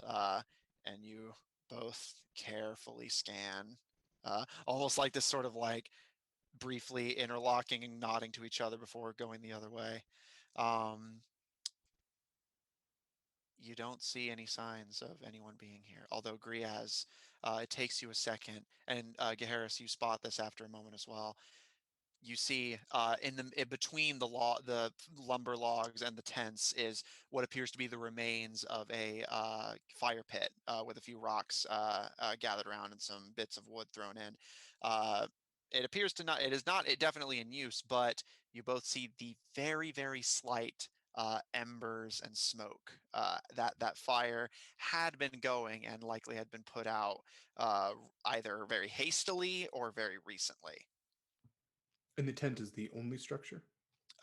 Yeah, so yeah, you just see the big tent and about four very small personal tents gathered around in like a semicircle around this fire pit with the lumber log just sort of dividing it from the rest of the forest. Okay. Would it be reasonable to assume that Ringo could have summoned this? Make an Arcana check. Oh, I love to make one, but it's not gonna go well. You asked. I know. I think that's an 11, but let me just verify. Yeah. That is, in fact, a 11. All right. You're not sure. The Children of Red Sight's magic is so unpredictable, and especially given that Ringo in himself is capable of such a wide variety of magic, you're not really sure. But this definitely seems like his type of thing. A massive circus tent in the middle of a forest, no camouflage, no attempt to be hidden. If it's not created by him, you certainly feel like it wouldn't be out of character if it had something to do with him. I mean, what do you call somebody who's in charge of a circus? He's a Ringo master. I wouldn't put it past Matt. I also appreciate good puns. Huh. Yeah, good puns. Hey! My puns are quality! Top notch. Hell yeah. Harris, I don't. Can we avoid this? Is that something we could reasonably like? Oh yeah, the trail goes right on by it. That is my opinion. I think that it is a waste of time, and imagine if this is a magical place, then we get stuck in here, and then we have to solve our way out. It costs us time, and then the city suffers. We should probably just avoid it. All right, I agree with you. It's almost as if someone put this in front of us, wanting us to investigate it. Unlucky for them, we are a little bit too clever, I think. Yeah. Too bad one of us is also a completionist, and I don't want to miss out on stuff. But it's fine. It's fine. Let's keep going. I mean, we can roll dice for it. If you want No, to just take a quick peek inside. we I kind of want to take a quick peek. Just wait here for 1 second. I'm gonna take one quick peek. It's probably a terrible idea. I don't know. I cannot use magic, so you may be the only one else out of the two of us that would have any idea of the ramifications of doing that. You know what? I could see if somebody's in there real quick. We could do that. We could do this the quiet way, or we could do this the fun way. Is the fun way is that we light the torch, toss it on the circus, and set it on fire? A torch is one way. I was just gonna throw a fucking fireball at it, but yeah, That there's works flame. for me. Yeah. Um. Yeah, either that or I was just gonna cut like a slit in the tent and peek an eye through it. Like there's the Utaka way, and then there's like the. Yeah, I said it. There's the No. Evron way and the Utaka way. That's kind of where I'm at right now. It's gonna be a meme. I swear, we're gonna make it a meme. It'll be great. I think that maybe a slit might be a little bit better, as we could potentially burn people alive if they are in there. Good point. All right. So Griaz is going to take one of his daggers and try to stealth up to the far end of the tent, away from like the fire pit and the opposite end of that, and see if he can just cut like a slit in the tent and see if he can see anything inside. Okay, easy enough to do. You and you're doing this stealthily, yes? Oh yeah, yeah. Stealth roll. It's so it was a nat 20, and then his stealth is +9, and then +10, so almost 40 in stealth. I think at this point he's passed into the ethereal plane. Yeah. Harris, as you confirm this plan with Griaz gives a nod, and from your perspective, he basically just vanishes as Gods Griaz can't even see immediately Yeah. starts I blinked skulking. once and then he was gone. Yeah, 7-foot tall bugbear just gone. Oh yeah, it's like Sasquatch or Bigfoot. You just don't know where they went. They do their own thing. But Griaz, as you're just working your way through the grasses growing around this field, which have started to crop up without the trees blocking and competing with them, your your fur is almost acting like a ghillie suit as you just start skulking your way towards the tent, and pulling out one of your daggers, you start to carve it, creating that like kind of canvas tear sound as you carve into it and gently pull and peek inside. You can see your view is actually almost blocked by what appear to be these massive structures in your way, kind of adjusting your view very slightly. It appears that you're looking at the back end of those like sets of like seats for an audience. Um, uh, um, you see these massive structures, but luckily where you had put the hole actually sort of gives you a view between them. Um, uh, the structures appear relatively flimsy and light, likely meant to be used on the go and not for the long term. But you see these structures of seats that you're viewing behind, a few bars connecting them at the top and bottom. And across from you can see that the middle is just like the grass of the field, but here it's actually like kind of tended and kept at a manageable height. In the exact center, you see a large dirt circle with what appear to be logs from the forest acting as a circle, presumably where the performers would ceiling hanging down about to meet midway down, so it's about a good 40 feet in the air. You see a dangling unoccupied trapeze. You see across a few cages which appear to be empty, um, and you see a massive bundle of colorful, like garishly colored, matching the tent, these like this almost like red and blue polka dot, like just cloth, seemingly cloth bundle. Definitely made of some kind of loose material, but you can't exactly tell at this distance. It's like all the way on the opposite side of the tent from you. But yeah, you just see this like red and blue, garishly polka dotted thing of like a very flexible material just in this heap, this sort of like almost laundry pile at the exact opposite end of the tent from you. But yeah, looking around, that's all you're able to see. Right. Then yeah, not seeing anybody or anything that's potentially hazardous, he'll sneak back to Harris and uh, I didn't see anything of note. I think we should just mosey on quietly. That sounds wonderful. We should most likely cover our tracks while we are doing this. Yeah, yeah. Well, I mean, we still got Pass Without Trace on us, so there's that. So Awesome. we ain't leaving any tracks, but I'll cast it again on the. I'll make sure I get the entire caravan as we move through here. Wonderful. As we are walking, I'm gonna like grab some sticks and put like X's, so if anyone was seemingly walking in this direction, that they might snap the sticks and create the noise, because they are very quiet forests. Okay.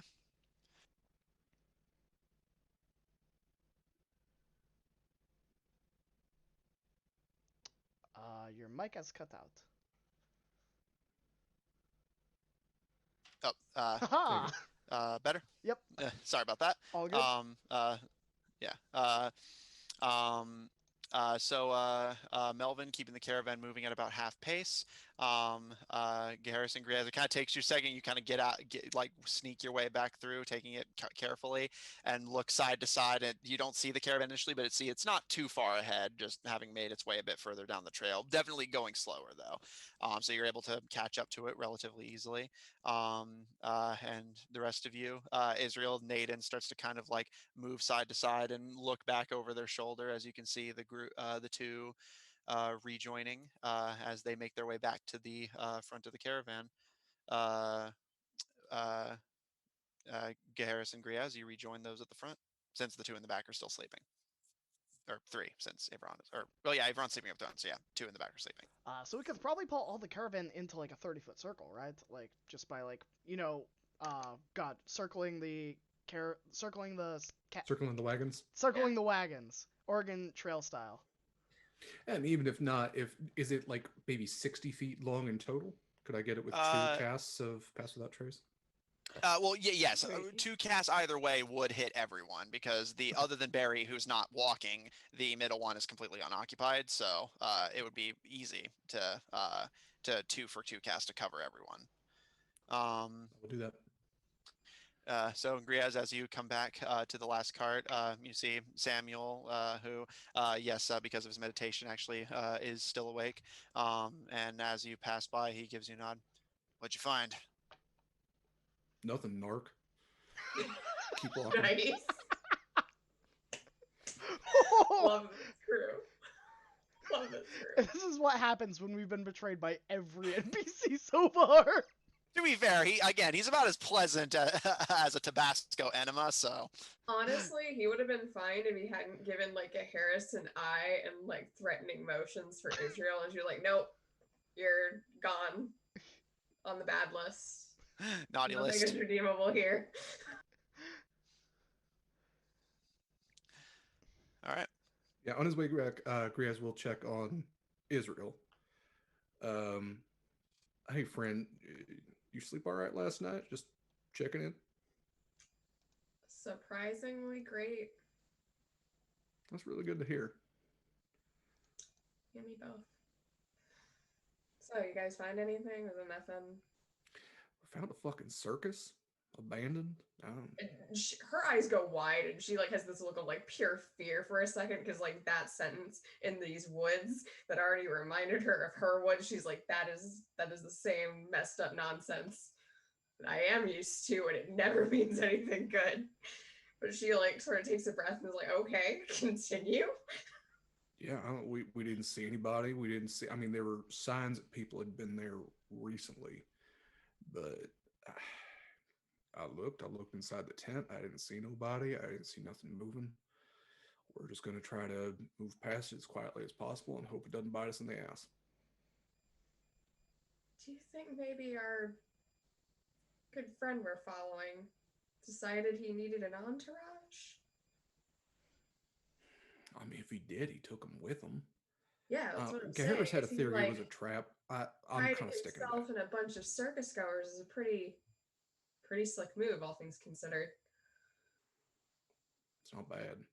What we know of his magic, he could do that Hmm. very easily. That's And true. he has the arrogance to want a bunch of yes men cheering and entertaining him as he goes about whatever he's doing. I will say there were cages, so I don't know if he has creatures with him as well. If that's what we're thinking, there is signs of a trapeze. I mean, he might have. They might have a whole performing crew. I He don't know. might have clowns.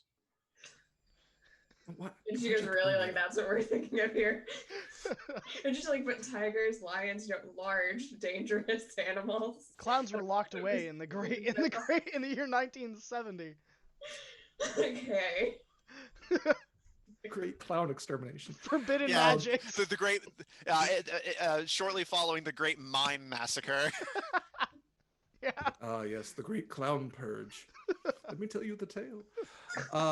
There were several It smaller was easy tents. to find them from their squeaky shoes.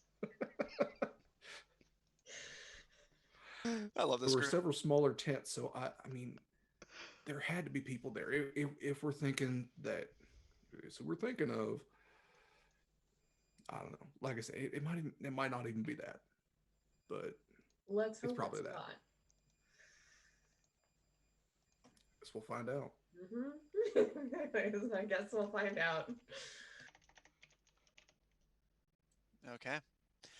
So, Harris and Gria, as you said, from this point forward, you guys want to start circling the caravan rather than scouting. Yeah, so Well, he was gonna circle it for the circle cast it and to- then immediately Yeah. set off. Oh, okay. Which Okay. if we don't have to circle it, if we can do if it's in a line and Griaz Yeah, can do yeah, two, Yeah. he'll just In do which that. case we would just keep doing what we've been Okay. doing. So, What is- in that case, I would like to see what is the state of the animals. oh yeah, Just the insects. all of them. Anything pulling a wagon. Yeah. Well, yeah, since Ivron made sure Clyde did not have to deal with that business, it would just be the centipedes at this point. So, make me a nature check. Oh goodness, because I'm gonna give them food. Well, I'm assuming they're gonna eat anything. So I would give Yeah. them food and water because I don't think we have done that. Yeah, you've been pushing them a lot. That is a 19 plus whatever my score is. It's a +1. Oh wait, animal handling +2. 21. Okay. Yeah, keep your wisdom. All right. Indeed, they are tired and gratefully take the food and water with relatively relaxed demeanors. It surprises you as you've never known centipedes to exactly be friendly. But Melvin, it seems to actually be keeping them pretty well in line.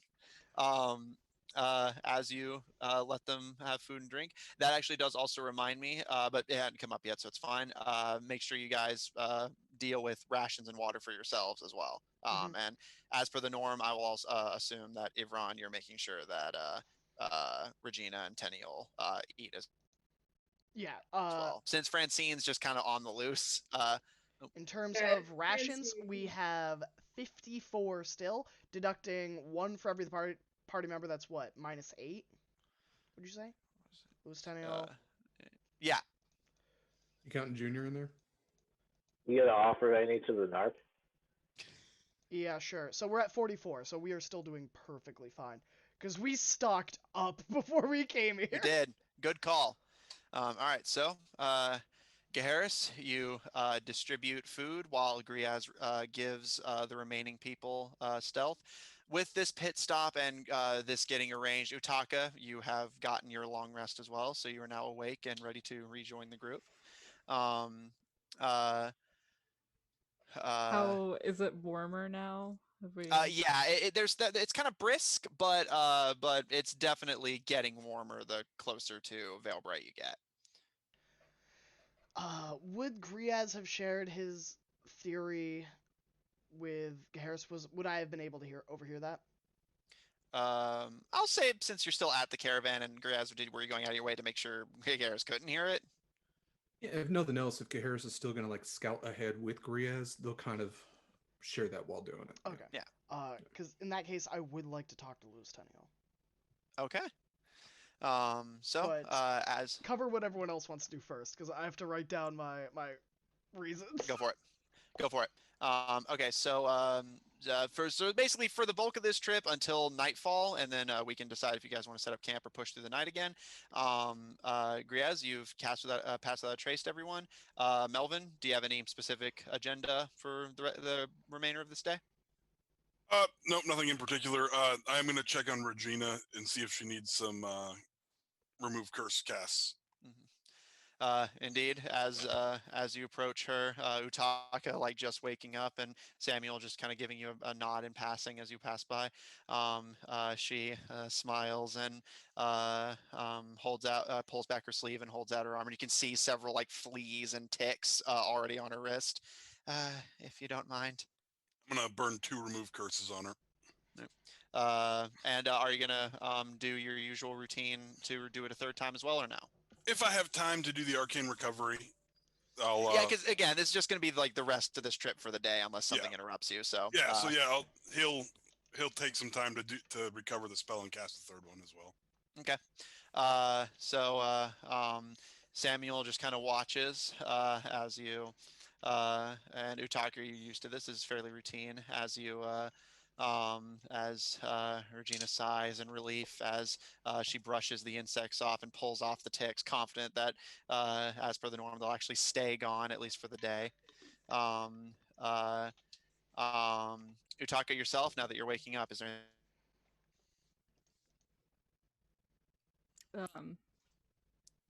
You cut out, but I think I know what you said. I'm sorry, I'll have to take a look at my connection later. Okay. It's not usually this bad. No, I think at a certain point after he's dug into some rations and we are driving at this point, right? We're still going? Okay. Yeah.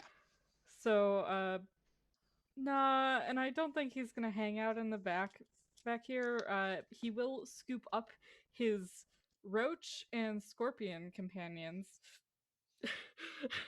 and take his bundle of blankets, and I guess as we're going, kind of hop up on the side of the wagon and jump between them and move to the front.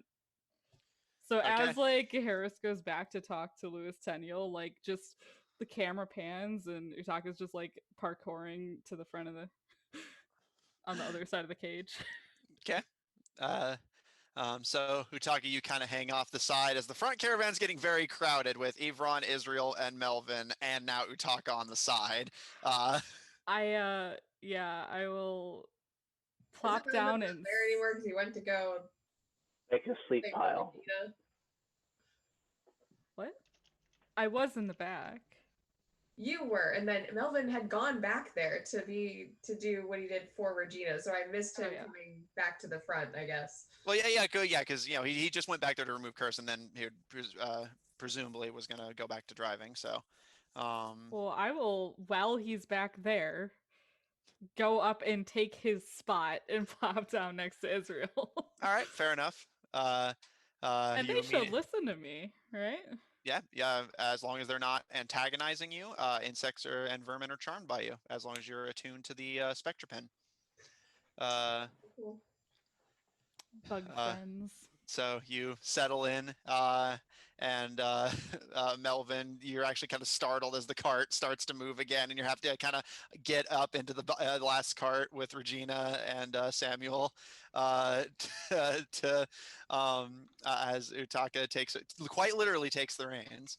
All right, Israel, Evron, do you have any specific plans for the rest of the day? Well, she's first going to try and locate Francine by just, again, calling as she usually does with her speak to animals, and just check in and also provide Francine with an opportunity for food. So notice the food break. I was like, let's make sure. Yeah, and as you hold out the potential rations and call out. You actually hear a rattling from Tenniel's cage, and Francine is just on top, just kind of gargoyling, and kind of crawls forward to bend down and kind of gently take the rations out of your hand so that their beak doesn't just annihilate your bones, and Held kind of nice nods and on them. flat, like how you feed horses. Yeah. You know, so that sticky tongue can do its work. Yeah. And yeah, as they kind of grab it from you and start eating, they kind of watch with one eye as you pass by Gaharis to talk to Tenniel and just shoot their tongue out and just kind of splats against the side of your face. They do. This is fine. Great. So I could rip Francine a few rations, like 1 or 2. Okay. It's a big blizzard. That's fair. Okay. And then we proceed to let Francine do whatever Francine Yeah. wants to do, quite frankly. Yeah. All right. Avron, anything? Has he reached his full long rest? Yeah. All right, then yeah, he'd probably just make sure that everyone's eaten and I don't know, maybe join Harris in speaking with Louis Tenniel. Sure. And if not, then be concerned about Utaka driving. So. All right. So again, and it's fairly close by to you, so it's easy enough to do. So you can join Gaharis, but you also are just kind of simultaneously just like a bit hesitant about as Utaka enthusiastically cracks the reins and the centipedes kick into gear again and start moving. Angriaz, anything? He's probably just taken up his spot as scouting again. Okay. Yeah. In that case, Gaharis. As you're distributing food, you approach Tenniel's tent as the caravan begins to move again, but you can just kind of walk alongside it. Ivron joins you as Tenniel finishes, like still eating through the last of the rations you had given to him, and kind of looks up and looks between the two of you, kind of a little hesitant. Like basically, usually when the two of you talk to him, it's some big thing. So he's immediately just like, okay, what's it going to be today? And kind of nibbles on a ration before putting it down and crossing his hands over his lap as he leans back and watches the two of you. That is perfectly fine. Good evening, Mr. Tenniel. It's I hope that you weren't too cold. I apologize if you were. How is the first treating you? He gives a nod and starts to sign out. A bit warmer with the furs. I'm not exactly a stranger to cold, but nothing I couldn't handle. So, Mr. Tenniel, on our scouting today, we discovered a circus tent that was evacuated. There was no one there, but there were signs of people having been there. I know you are a smart man. If you are thinking what I am thinking, that your comrade probably took people from there. He kind of frowns a bit. He actually seems a little unsure. Like there's like a big, small flash of doubt as he pauses for a moment and signs out. Were you able to figure out who was living there? There was no sign of anyone. The only thing we saw was a lit campfire, or something that was lit at some point recently, but there were no sign of any individuals. And my worry is that your companion has a bunch of innocent people now surrounding him. He kind of pauses, and there's a slow moment of thought before he actually shakes his head and signs out, not innocent. Oh? He continues, a circus, not far from the trail, this close to a city under siege. You've noticed it too. No animals. The army, the Bluefield army, has been hunting in this area, keeping it clear, likely collecting all the food for themselves.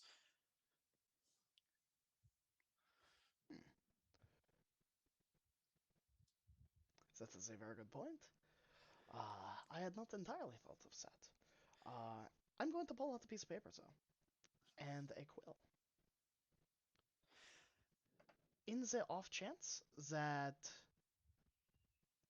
we have to confront your companion and there are bystanders, I understand that you are under no obligation to do this for me, but if you could write simply run away, would showing that piece of paper to the bystanders convince them to leave? To prevent them from unlawfully or undutifully getting hurt and caught up in something that they have no business being involved in? He gives a nod and signs out. Unless they have the magic of my brothers themselves, then there's no reason to think they would resist it. I'm going to open the door to Cecile, and I'll let everyone stay there so like only I can, read it to like verify what it is. Mm-hmm. But I will hand the quill to Louis Tenniel and the piece of paper.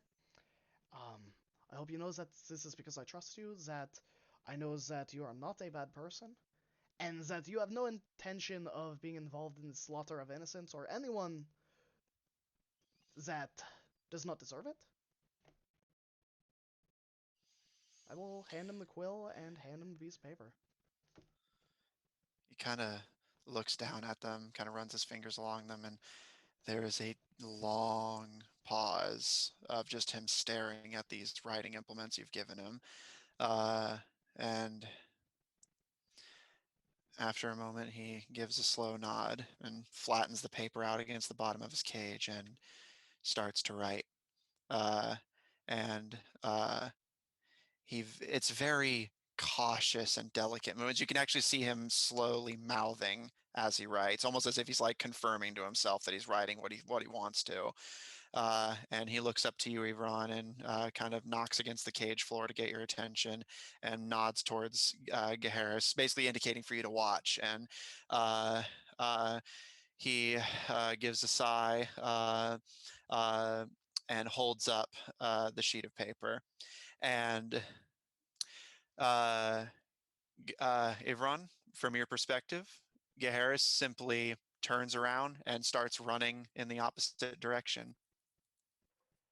Oh no, though. But my perspective, you have me questioning everything now, Matt.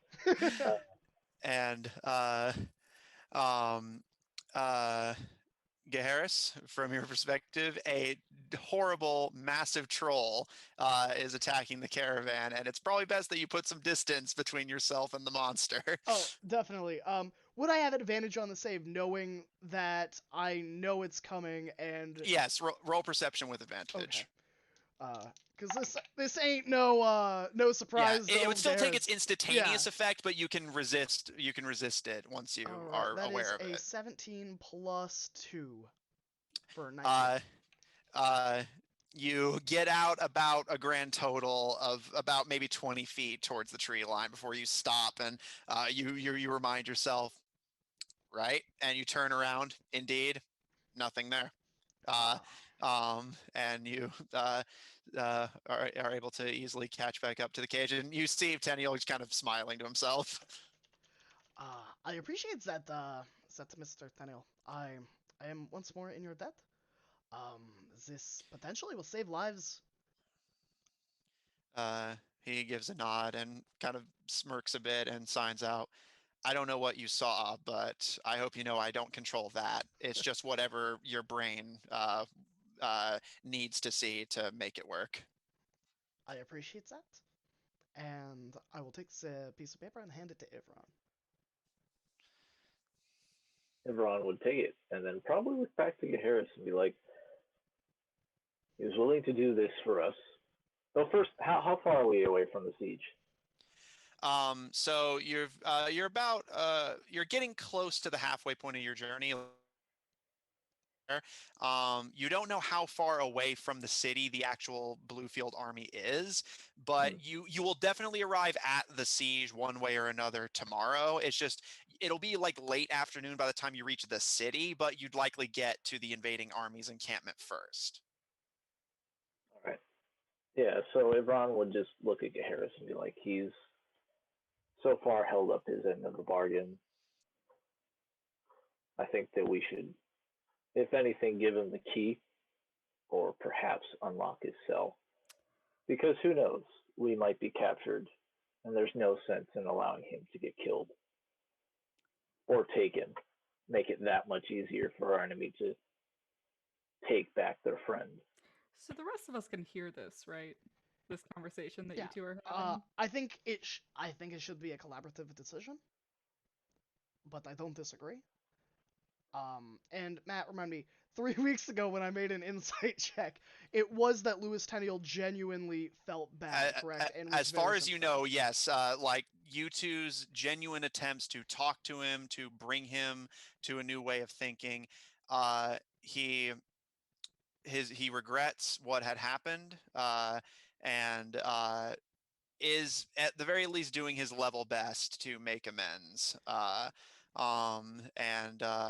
And yeah, so by your best judgment, he is sincerely doing his best to help and seemed genuinely completely oblivious. It seems like the Children of Red Side did not involve him in their higher scale plans. Yeah. He was simply one in a long line of desperate people that they gave these abilities that they should not be trusted with. And he was also potentially considering that he had also been controlled to a degree with his memory. Yes. So yeah. Okay. Yeah. So I think that when we all gather for, whether we have daily meetings or like watering the animals, I think that's when I think Gaharis would bring that up to everyone, is when we all are in one spot. Yeah. So yeah, I'll say that at some point, Utaka, especially with your connection to the vermin, these centipedes have been pushed hard. They just went up and then back down a mountain, basically nonstop for almost 2 days straight. They are cold. They have only just eaten, but they were hungry. They're tired. Their many legs have many sore spots. They need a break. Okay. Honestly, knowing this, and hearing this horrendous conversation behind him, that he's not very excited about, well, at least what he heard from you two. Can't hear the other guy using sign language, but you guys, I guess, as your conversation is coming to an end, will feel the caravan slowing and pulling off towards the side of the road. And Utaka, for his part, is kind of leaning towards Israel and kind of being like, "What the fuck are they doing?" She looks behind her to assess the situation because I don't know if she noticed it being behind her unless there was a commotion, which I don't recall. Nah, not particularly. They've exactly. been There wasn't quiet. really a commotion. She's like, so wait, what? And so she looks around to see. Did she see, I guess, Harris running away, just talking to Tenniel? Like, what is she seeing? It was all behind you, and you weren't necessarily like constantly scoping. But yeah, like you see the doors open, but other than that, they just seem like they're talking. Yeah, Plus, so she Aaron goes, was there Utaka just seems chilling. stressed by yeah, what and he she's was just hearing. like, they do that. We do that too much. Like, I don't understand it, but like, yeah, they do that from time to time. Like, They're talking about letting him go. yeah, they do that from time to time. Fuck. It doesn't have a tongue. He's gonna murder me. That guy's gonna murder me. And I wonder why. I don't wonder why. It's because they cut out his tongue. Maybe I say not very subtly. But really, I don't think he would. I think I turn and look back at Louis Tenniel. He's just he turned to look at you and just kind of raised an eyebrow as you shouted this out, but just kind of gives almost like like a somewhat like sincere, sort of sarcastic smile, and just kind of gives you a wave. I narrow Cyril my just gives him eyes. like, yo, what up? Tenniel just raises a hand. What up, dude? And of course goes, really, realistically speaking, if Tenniel becomes hostile, obviously things will change. Up to this point, he has not only not been hostile, has been repentant, has been going to many discussions with both Evron and Gaharis, to the point where Gaharis is comfortable leaving him like this. And I am inclined to trust their judgment. So if he tries to kill you, I will stop him. That's about all I Oh, you'll try. Okay. Well, yeah, thanks. We I got will make 3 levels every of try above possible what we had attempt. last time. Like, I was one of the people who was doing best against him the last time, so I don't know what you're trying to say here. You I ain't might- trying to say anything. Like, these bugs are gonna die if they don't get some rest. So, I think we should camp or something. How far are we away still? What's... yes, that one. Elf Boy. She does not want to call him Samuel for reasons. Yeah, we'll just leave it at that. She doesn't want to call him by his first name. She can't remember his last one, so he's Elf Boy now. He just kind of leans back and raises an eyebrow at you. Didn't you say that we were only like a day out from the city? How much farther really is it? We were a day out from Amelia City, back up the mountain.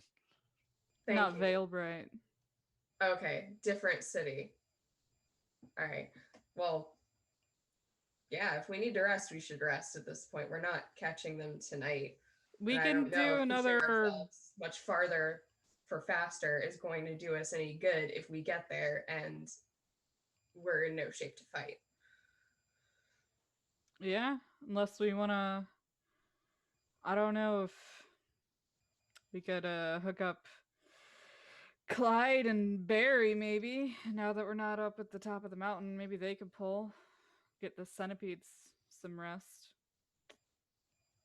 Did we give What do you Clyde think, away? Ron?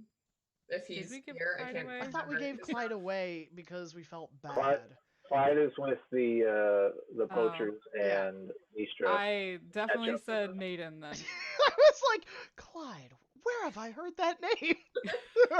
I don't know. You might have bought a horse and then abandoned Yeah, it. it's almost like I convinced our owner to give us a wagon and a horse, and then immediately forgot I had them. Yeah, I Yeah, love well, D&D characters. I Hooking guess up the Naden. proposition is Barry and Naden pulling the wagon. Is Ivron still up here? Did he bounce? Yeah, off? yeah. Avron's like with Gaharis, but he's still near the front. Why have we Okay. stopped? Melvin climbs out of the back wagon where he's been sitting since he lost his Because job you were driving. driving these things to death. They gotta rest. Well, We can we- cycle them out with Barry and Naden, possibly. Hey, and then she'll call to Ivron and Gaharis. What do you two want to do? Keep going with Barry and Naden up here to give the bugs a rest, or stop for the night? I mean, even if Nathan and Barry began to pull the carriage, they would still be traveling and moving, so they really wouldn't be getting much rest, right? Do they need rest? Well, Has anyone asked them? Barry's been riding on the caravan. Like we Yeah. could pull the centipedes onto the wagon that Barry was in. To be fair, How out of big were the character, centipedes? yeah, I like, imagined like They're 16 medium plus creatures. feet each, and I was like, "There's no way these." Sizable. No, It's pretty giants. sizable. Oh, okay. I thought they were medium. Yeah, well, yeah, they are functionally medium, but like, it's more like basically just like the sheer scale would make it uncomfortable at the very least, especially because they're Maybe fold it up on lank. top of each other in a box. Yeah. Kinda tight. Probably although- wouldn't be comfortable. They're just long and noodly. As That's you guys fair. are debating the logistics of centipede sleep, Regina, who has also been sitting in the back with Melvin and Samuel, raises a hand, kind of leaning a bit out to be able to look towards the front of the caravan.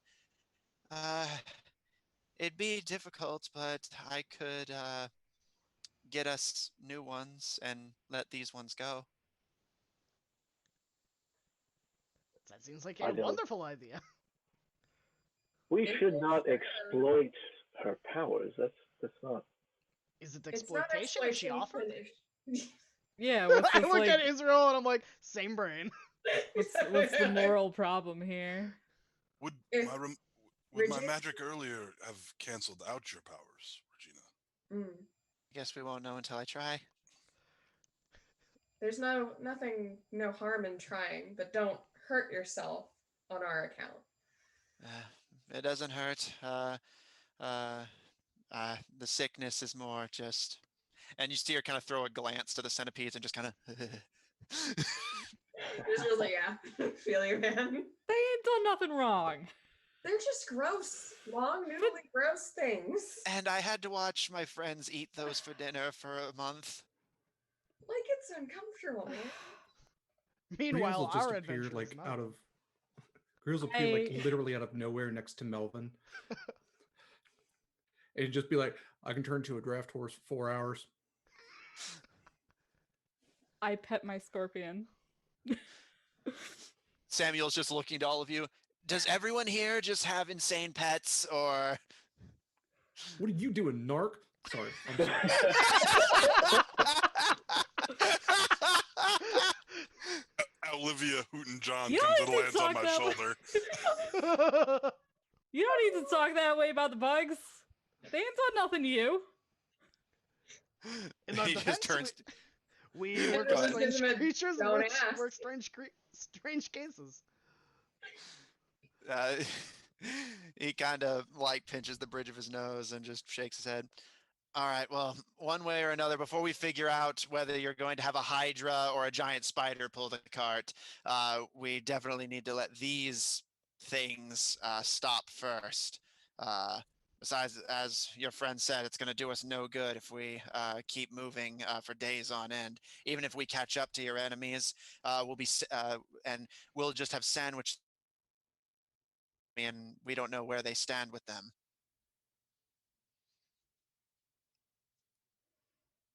I think you said sandwiched between them and the like invading army and like the uncertainty therein of that situation. Yeah, basically, yeah, he's basically saying, like, for all you guys know, the Children of Red Side are with the invading army, especially given that they're trying to let them into the city. And so, for all you know, you'll engage them tired, or exhausted, borderline out of supplies, with an entire army backing them up. But the point was to find Ringo before he gets to the city, and we ain't gonna do that if we stop. That is true. If we stop, then it is very possible that Ringo will get to the city before us, and then it is all over. The city will be conquered. Then let's switch out. We'll let these centipedes go. We'll use Griaz and Barry if Barry's up to it.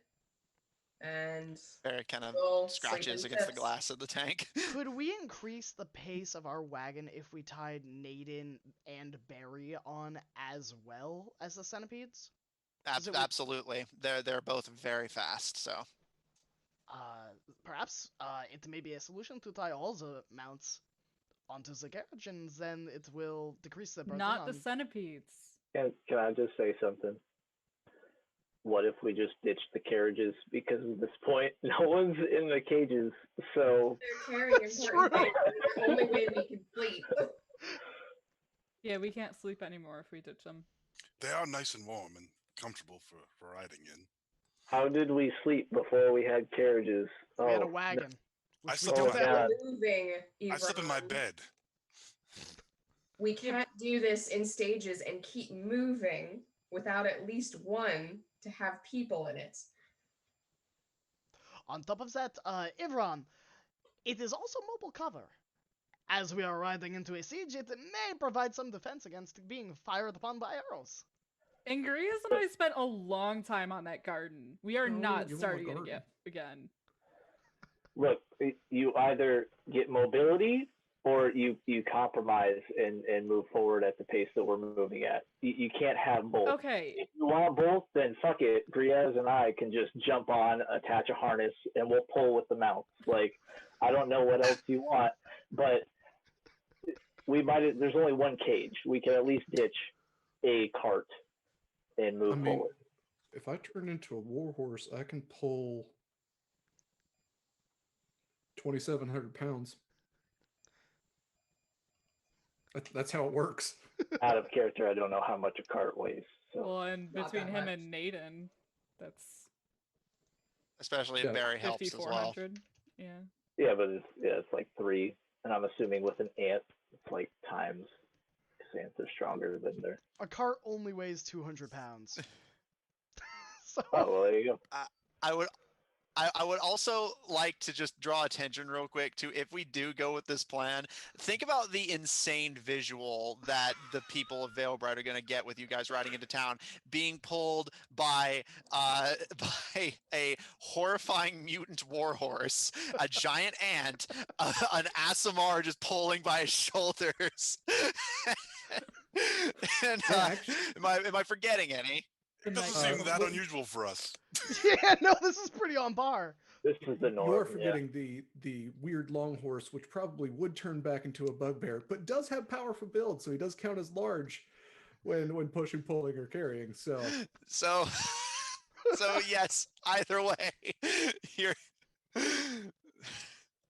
What if we just hide 6 abreast all the mounts at once? Just halt. We'd go 6 times the speed. Giant You ant, guys giant get scorpion, depressed, giant get roach. Boom, boom, boom. All right. Well, let's ditch one of the wagons. Mm-hmm. We'll ditch one wagon. Ditch one. Ditch the cage. Everyone's got to fit in the first wagon. We are not leaving the garden behind. It's coming with us. Damn. I guess then I was going to bring up that Ivron and I have been talking, but we want to hold it a discussion, as we have, well, almost all of us have met Mr. Louis Tenniel. Mr. Louis Tenniel has been very helpful and forthright with us, and perhaps we should be thinking about perhaps giving them the opportunity to be outside of their cage. Is that Regina got? But I'm we fine are with all trial a team, by fire. and I understand that there will be some hesitation. Melvin, Utaka, Griaz. It is true that my time with Mr. Tenniel has been more than cooperative, but his capabilities could, if turned against us at the right moment, could be a huge detriment to our cause. Put us all in danger. We got too much writing shit in our bags. We gonna tie his hands up, or are you just gonna let him do whatever the fuck he wants? If he wanted to turn this party against one another, he would have done so long ago. Not to mention, we just gave him writing utensils. He could have easily had Harris kill me in that moment. So y'all are fucking crazy. We're being pragmatic. Carrying a cage into a battlefield, which, mind you, I'm not sure about all your experiences, but Harris and I grew up in a war-torn country, living this lifestyle. It's not so sufficient. He'll be a liability. If anything, it makes him an easier target for our enemies to take in. Then he can definitely be used against us. And if anything, I will roll a persuasion check. I would like to assist, and here is my argument to add to it. Utaka, out of all of us, you should know about having some faith. Whether into a god, into a cause, or into a person.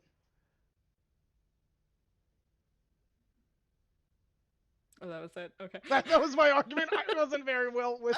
I like it. No. Short and I sweet. was just like, oh, okay. Diplomacy is Imran. like swinging a sword. Sometimes you can do them both at the same time. Roll persuasion with advantage, Ron. I'll give you that. That's pretty good. You don't need to. Well, there's also NPCs, so Oh yeah. Oh yeah, I forgot about them. I've been like processing this in their mindset. They just hadn't said anything yet. Samuel's a narc. He doesn't get an opinion. Well, he's gonna voice it either way. 27. Okay. Uh, um, Utaka. Fine. I ain't gonna stop you all anyway. I suppose. She kind of nervously she seems like she doesn't really want to give a direct input on the matter, but just kind of gives a nod. I'll trust all of you to make the right decision. And Samuel, for his part, just crosses his arms and he glances to you, Taka, and says, "Counter argument. You raise a fair point. Bringing a cage into a battle is going to do us no good, especially if his enemies can just grab him again. But it is," and he nods to you, Melvin. Sir, As with your all fir- due respect, this is not your decision to make. You're not a member of the Goldshine investigation. You are not an employee.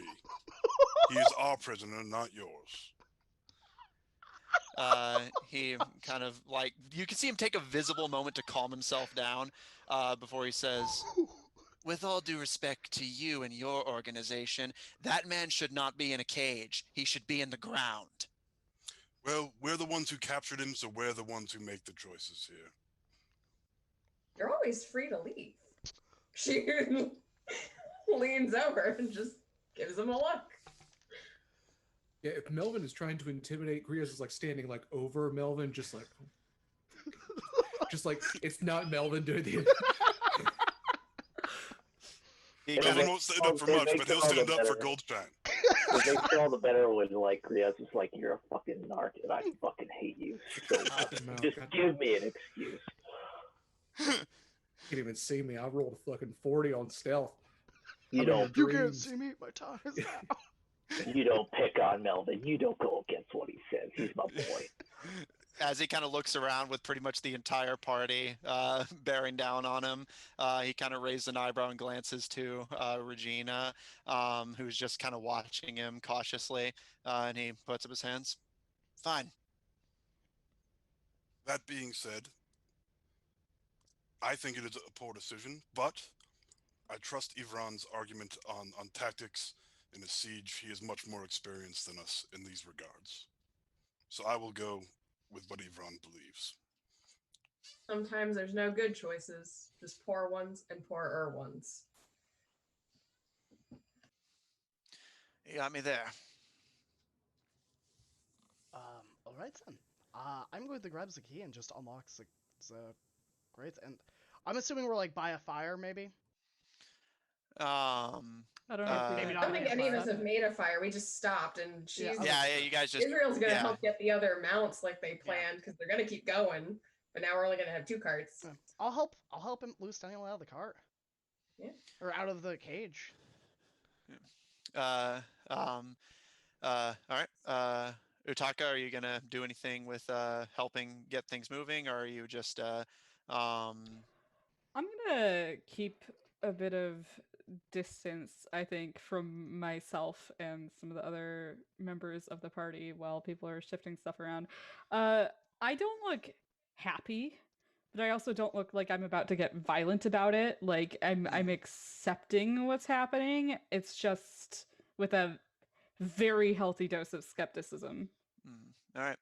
So, is there anything anyone's doing that's not essentially getting the mounts equipped and getting the carts situated? Melvin is keeping a very good eye on Tenniel. He's not letting him out of his sight. Yeah. Okay. I would give Samuel, I think, actually.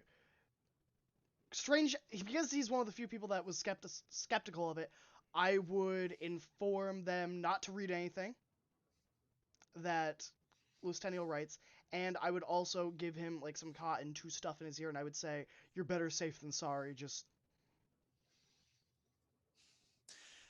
He gives a nod. Thanks. Although, you're making this more dangerous than it needs to be.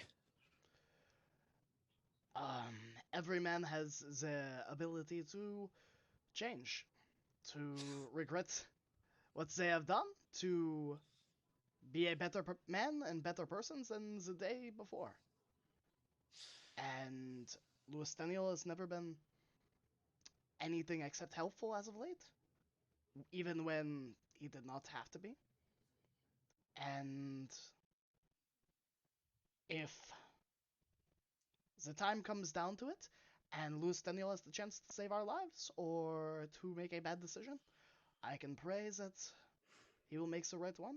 But if I die over that, then that is a stance I am willing to die for. There is. Oh, sorry. Nope. If you're going to respond to that.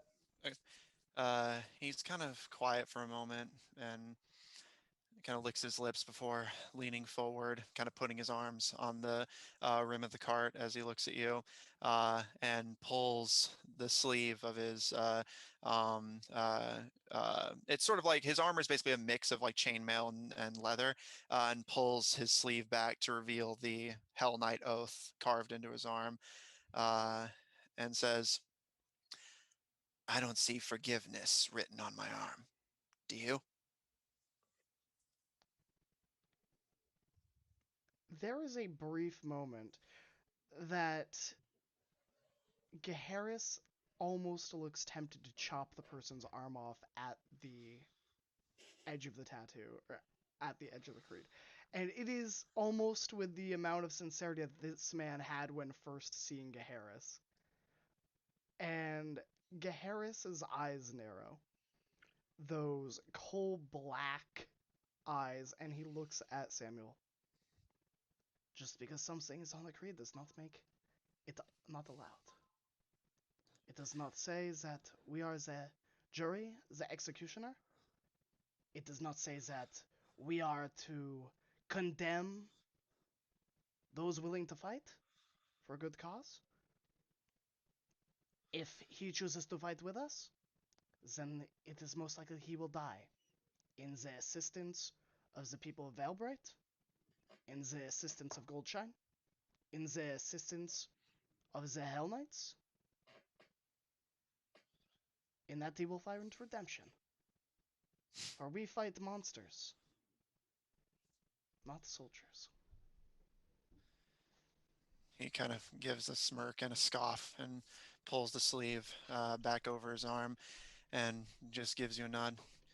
Whatever helps you sleep at night. And as he hops off the cart and kind of dusts himself off, he glances back at you, and you see him glance to your arm where your oath would be, and glances back at you and says, "So, how long until you abandon the creed completely?" Gaharis doesn't answer. Gaharis gives the usual Gaharis smirk that everyone gets. And That's he what I goes like thought. that. And he will just walk off, tail flicking irritably. And you can hear him say something to himself. What languages do you speak? I speak Common, Elvish, and Infernal. You hear him speak to himself in Elvish as he says, "You're an embarrassment, Oathbreaker." How close is Israel, and can she pick this up as she's going back and forth helping? Yeah, since She you're might be like, keeping an eye on that. She doesn't like this guy. She kind of hates him. yeah, Really, yes, he's alone with Gaharis, and he's not being particularly slick either. So yeah, you definitely hear this. Oh, cool. Great. Thanks. Love that. Uh, Just gonna have there take been- that nice little nugget of knowledge, just gonna tuck that deep Just in and make mental notes to maybe talk to Grias sometime, perhaps. And also Gaharis. Definitely Gaharis. But she's just like, I'm gonna take that in. Okay. Sort And of. Griaz, what were you gonna say? have there been any other signs of the goblin archers? Other than the sigils on the trees, not that you've seen. Although you can make an extra perception check if you want. Right, yeah. He's trying. Okay, so what I'm trying to reason out is it's a It's 9, 21. What I'm trying to reason out is if those were like left behind, or if they need to be concerned that Oh, the so sort of how goblin archer, fresh they are, basically. kind of, but also he's trying to determine if the goblin archers maybe got scooped up along with the circus. Okay. So yeah. So what was your perception roll? 21. There's nothing you can gain from the immediate environment that would tell you if they had perhaps got. But looking around, you do still see the occasional sigil. They look relatively fresh and well kept. It seems to be a sharp variety between like some that have clearly been there for a pretty decent while and some that are relatively new. So, and as you see it on more and more trees, especially closer to the city itself. Uh, Closer to the city itself.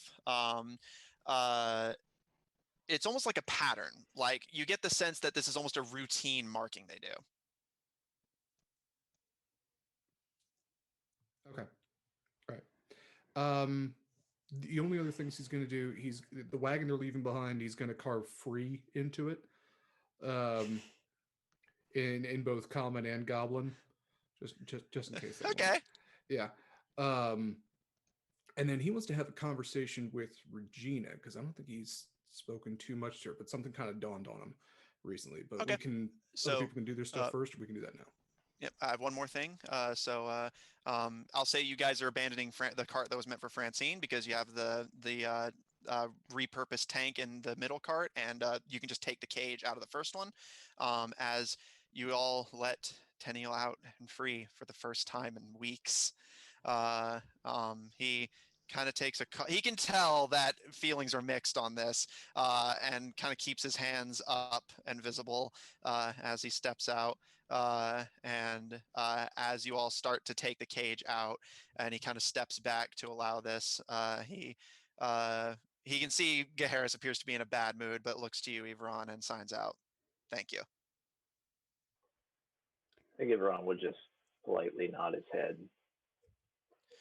And also kind of give him like this look behind his eyes, like, please don't fuck me over for this. Utaka, you had something you were trying to say earlier. I apologize that okay. While a lot of these like smaller conversations are going on, Utaka will be going around and doing a bit of a round, first to Melvin, and he's going to take out the lockbox that he recovered at that at the camp on the mountains, and in it he's placed all of his writing utensils, and is going to ask Melvin to drop his in, and then which you'll do. Yep, Melvin is down with that 100%. He gives you his quills and his ink. He keeps his spell book, but all the writing utensils he hands in. And then he will go over to the others when they're not actively talking to someone, kind of nudge them and like hold it open for them as well. So any ink or quills. Yeah, Gaharis would think that's reasonable and would do it. Okay. All right. Yeah. So the conversation with Regina. Is that... are you gonna contribute your writing utensils to Utaka? I don't think he has any, but yeah, if he had anything, yeah, he would contribute it. Okay, Israel, Evron? She gives you a really, really sad looking charcoal pencil. Like, that's it. That's all she got. Ivron used up all of his parchment, but any leftover ink and quill that he'd give you. Okay. And Utaka, you gather it up, I presume lock the box. And since earlier you had been kind of being a bit away from the group, kind of letting yourself work through like groups making decisions that you're not particularly happy with, as you're locking the group, sort out the caravan, you hear a voice behind you as you're a bit of a distance away from the caravan. Hey. Hey, elf boy. He kind of rolls his eyes and steps into view and lowers his voice a little bit to keep things a little private from the rest of the group. Look, all of any kind of gestures between the two of you, this aside, I'm on your side. I think this is a terrible idea what they're doing. I think it's a terrible idea bringing you along, since you seem to hate these two. And I trust them a fuck lot more than I trust you. He gives a bit of a smirk. Yeah. And gives a shrug of his shoulders. You ain't saved my life. Ivron has. He glances towards Ivron, and you see his face kind of soften very slightly before he kind of and straightens his posture, and he kind of thinks for a moment before shaking his head. Never mind. Nah. What do you mean by that? You just on my side about Tenniel? Think it's dumb? You said that you cut out his throat to make sure he couldn't use his powers anymore. And for what it's worth, I respect that. You do what needs to be done. Yeah, I do. Do you want him walking free while you're trying to sleep at night? Do you want him getting loose in the city where he could get away from you and hurt other people? Nah, I don't want none of that. But I ain't the only one here. I ain't gonna make every call. I'm not asking you to make a call. I'm just asking you to help me make one. Go fuck yourself. All right. He kind of turns on his heel a bit and glances back to you. For what it's worth, I respected you more or less, but I don't have any respect for someone who is half-handed. I'll do what I'm gonna do. If he fucks up, I will slit his throat myself. I don't give no shits. If you're able to. I think I'm able to do more than you think. Get lost, elf boy. He gives a scoff and walks back towards the caravan, just kind of simmering. Tenniel kind of nervously watching, seeming still a little unsure of what to do with himself, and Regina just kind of looking around as the entire group has gotten tense and a lot of decisions are being made as the party grows ever closer to the city of Veilbright. And we're going to take a break. All right, so we will see you all in 5 to 10 minutes. Get some water, get a snack, maybe make some hot chocolate. We'll be back. That rhymed. That was really good.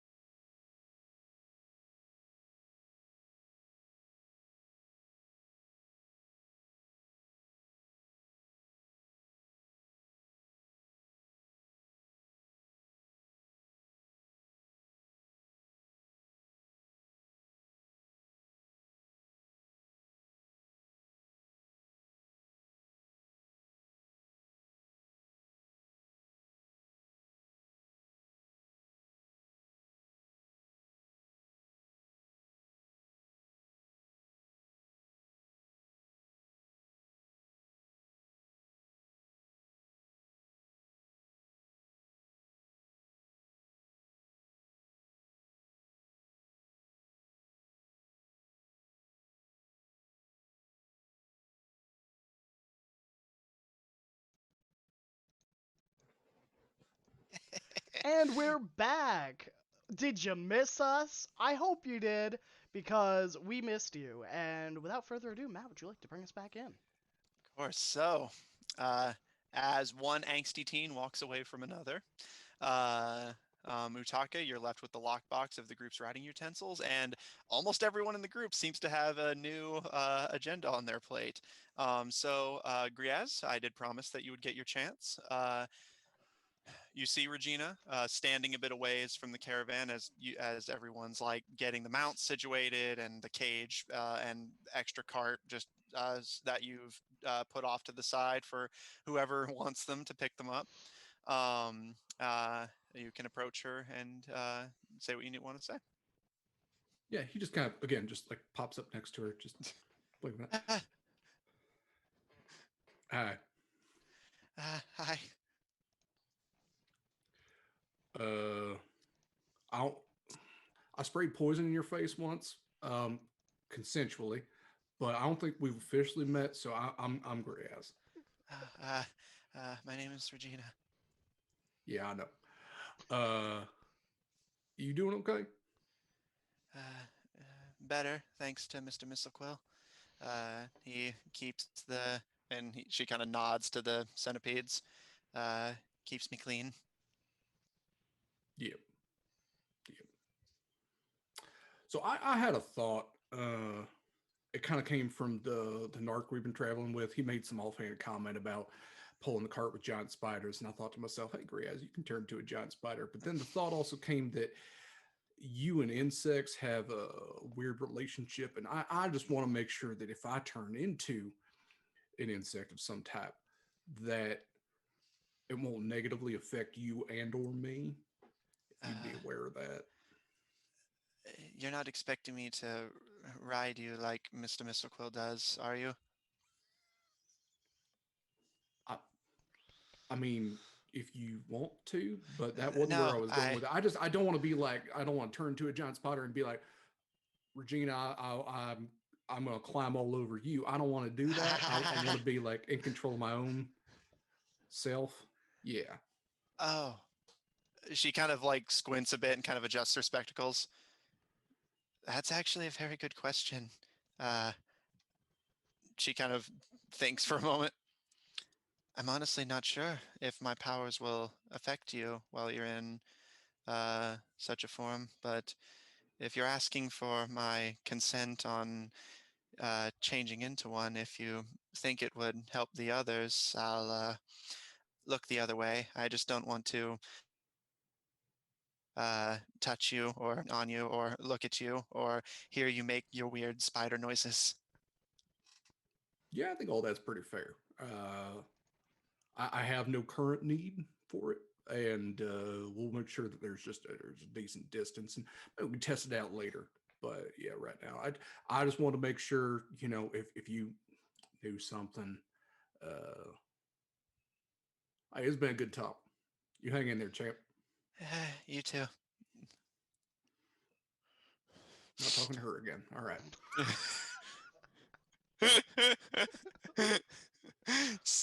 To the two most some of the two most socially awkward members of the party. Griaz is really charming, but he also has a charisma of +0. Yeah. All right.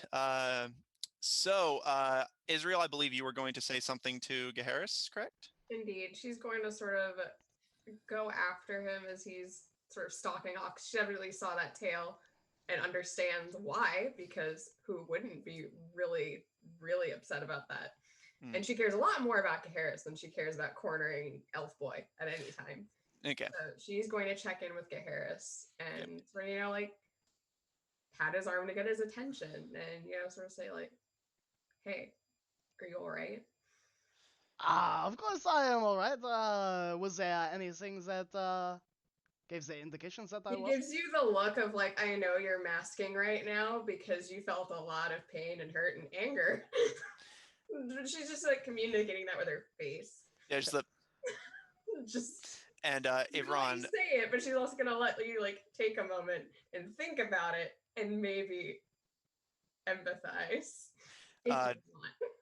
since I believe you plan to join Gaharis as well, do you want to take this opportunity to join the two of them, Avron? If it doesn't look like it's about to be an intimate moment, I will put that out there. Because if he's walking up and it's like, oh hey, they're getting close, he's just gonna turn right the fuck around and walk away. All right, keep that in mind. So I'll say for the time being, especially because Garrus is at the current moment being a little evasive, you kind of approach Garrus. You can see your brother approaching, all similar to Israel, looking fairly concerned, and they both seem pretty aware that you're bullshitting, if I may be frank. Well, I don't. So part of me is like, I don't think it's all bullshit. I think this is a tiefling who has literally lived their entire existence putting up with this and like day after day dealing with this. So to a degree, it hurts, but also it's not going to ruin Gaharis's day. Oh no, that's fair. It's Yeah. just as Israel Yeah, pointed out, yeah. you were giving all the signs of Oh, definitely yeah. not being happy. Yeah. So Our new guest has a little bit of a tongue, but there is no need to be concerned about me. I am used to this. I am used to the ways that people look at me, at the ways that people insult me. That is not a failing on my part, but a failing on theirs. If someone lacks the character to not see past the skin or the deeds of someone to see what they can be, then who am I to take that as a failing on my part? It certainly is not.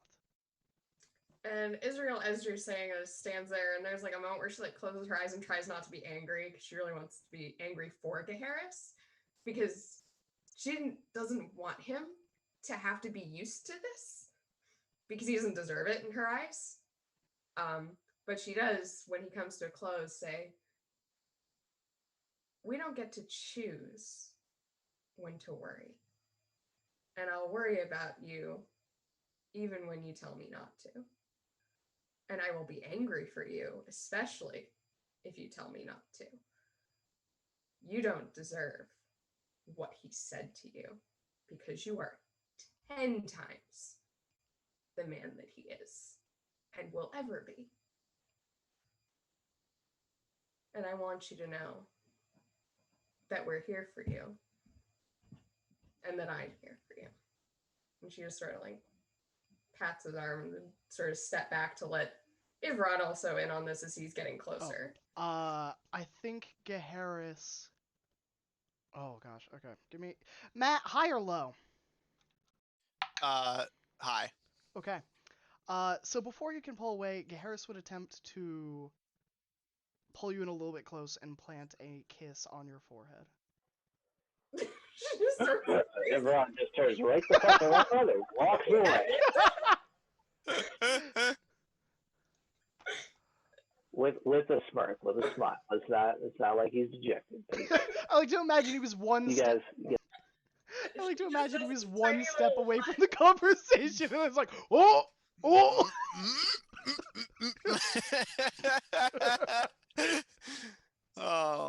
So as you have her, by that arm you grabbed and pulled in, she's just sort of stunned and she just has a tiny little, "What?"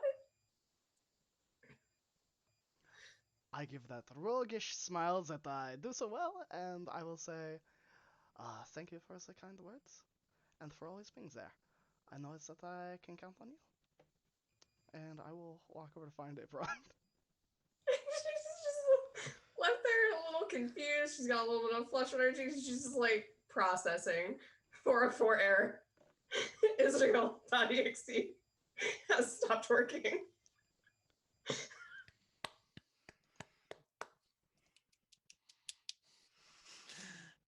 All right, Ivron, shortly after retreating to allow your brother and close friend their moment, you you hear the heavy armored footfalls of your brother rejoining you with the flustered elven woman left to just boil like a thermometer ready to burst. everyone's whistling.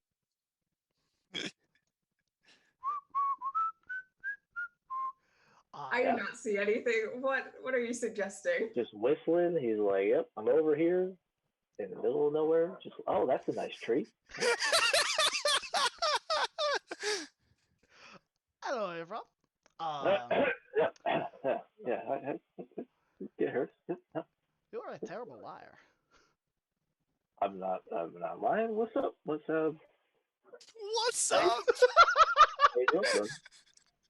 Hey, how art thou? Because I'm a paladin. How art thou, brother? Fair. Fair how fare thee on this fine day? That is your usual when you don't know what to say. Well, I just I heard what Samuel had said to you, and I wanted to be sure that you were all right. I slip an arm around everyone's shoulder and I nestle in right tight in like a side hug. He is a young elf. If I was bothered by what he said, he'd be dead. I know, but he said all that about what putting an end to Tenniel. Perhaps I would suspect that he may attempt to try to kill Lusteniel or to kill one of us. He may have accused me of how long until I betray the order. Oh, well, just know, brother, that I trust you, and I know that you would not betray the order or us. And he just kind of points to everybody in the camp. He's like, I didn't expect for us to find such comrades, but I'm happy that we did. As am I. We have been lucky in the companies that we keep, the allies that we have made, and the good fortune and coin we have encountered along the way. If only Sigel was here. I know he would be so happy. Indeed, I think that he would be very proud of you. One, for not cutting that elf's arm off. I think I saw you eyeing it up and down, and he decided to show you his oath. Yes. But look, all I'm saying is you believe in justice, and what he believes in is vengeance. Justice has many names. There are times to stomp your foes into the dirt, to leave them broken and battered and dead. There are times for peace. I As long suppose. It is not the size of a creed that matters, it is the contents. Exactly. That's all I wanted to say before Wait, I hope I hope I didn't interrupt you with with that. Oh, of course not. Not at all. Um, uh, yeah, no, not at all. I did not do anything rash or anything like that, or unworthy, or anything that could be misconstrued. But anyways, what were we talking about? Oh, how about that? Do you still write to that girl, the noble?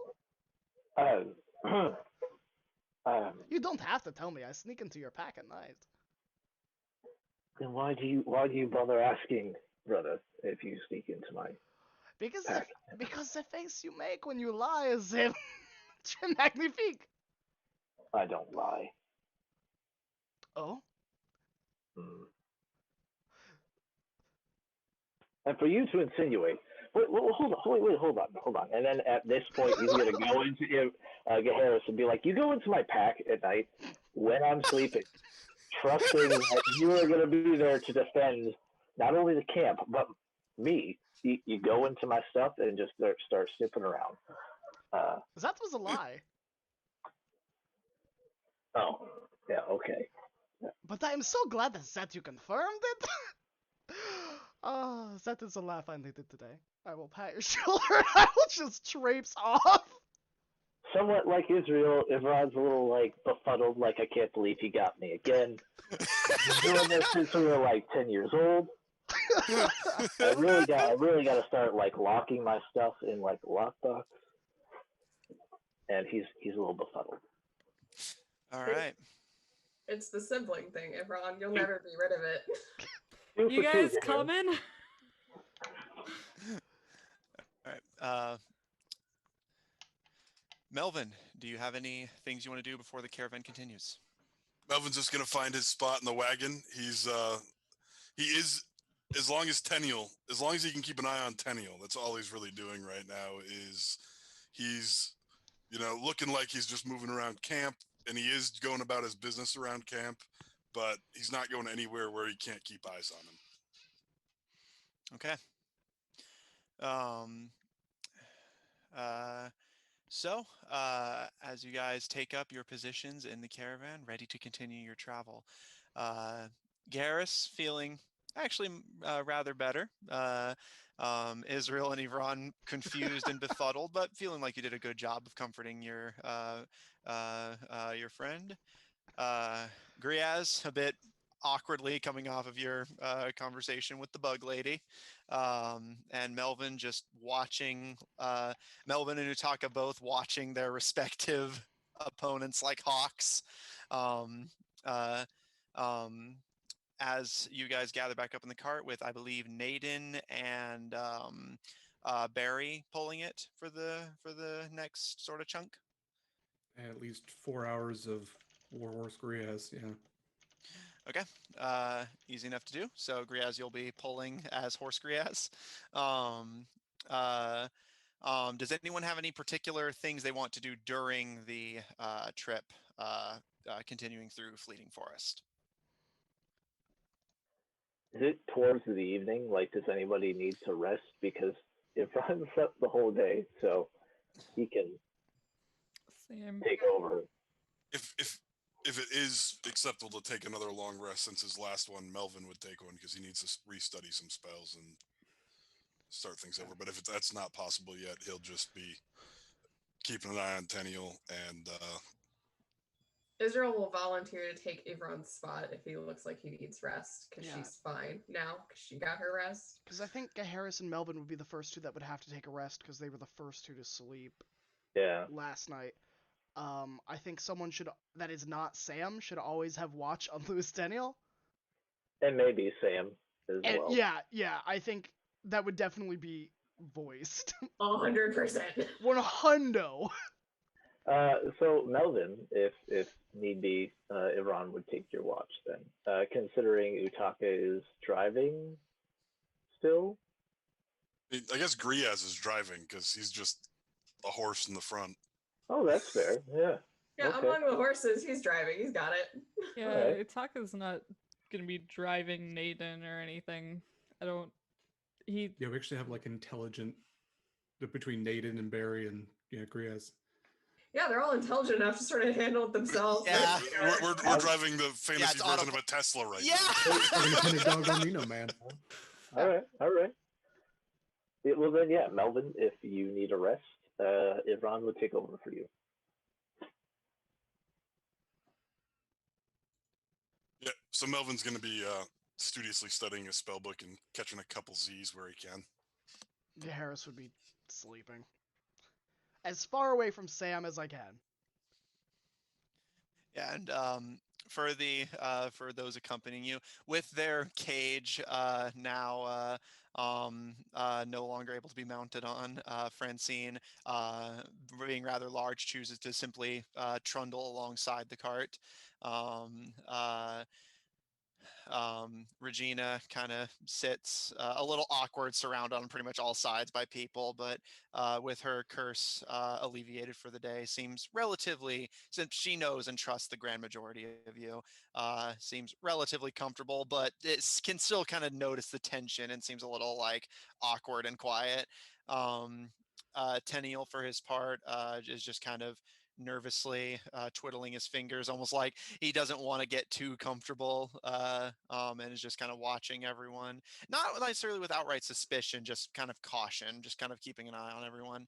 And Sam, for his part, is just with a small handheld grindstone, sharpening one of the daggers from his belt, and just gazing very coldly at those in the cart around him. But otherwise doesn't interject or interrupt anyone. So is pretty much the whole party going to sleep while Griaz pulls? No, Israel will remain awake to watch for the first bit, and I think Ivron is also awake. So they're taking first watch together while others sleep and or rest as they will. Okay. Easy enough to do. Either both of you make perception checks, or one of you can roll with advantage. Would you like to roll with advantage? Sure. I think I've got a higher perception anyway. Good thing I got the advantage. As I say that. There we go. That's better. A 20, a dirty 20, not a natural 20. Nice. Okay. So the two of you stay up, and Samuel, for his part, does as well. Just continuing. Once he seems satisfied with the current blade, simply switches over to the next and continues. Griaz, you pull the cart. It's honestly a rather like relaxing experience, all things considered. Like you can easily pull it, and you have delightful company on either side of you. It's oddly therapeutic. Which, by the way, I was doing a little rule checking here. A draft horse can pull 540 pounds. Carrying capacity is, especially for pulling, essentially, is 30 times your strength score. If you are larger, if you're because he has powerful build, it's double that. Griaz can pull 600 pounds. He can pull more than a draft horse. Yes. Without wild shape. What the hell, D&D? I love this game. He's a bugbear. That's kind of the idea. Yeah, it's fair.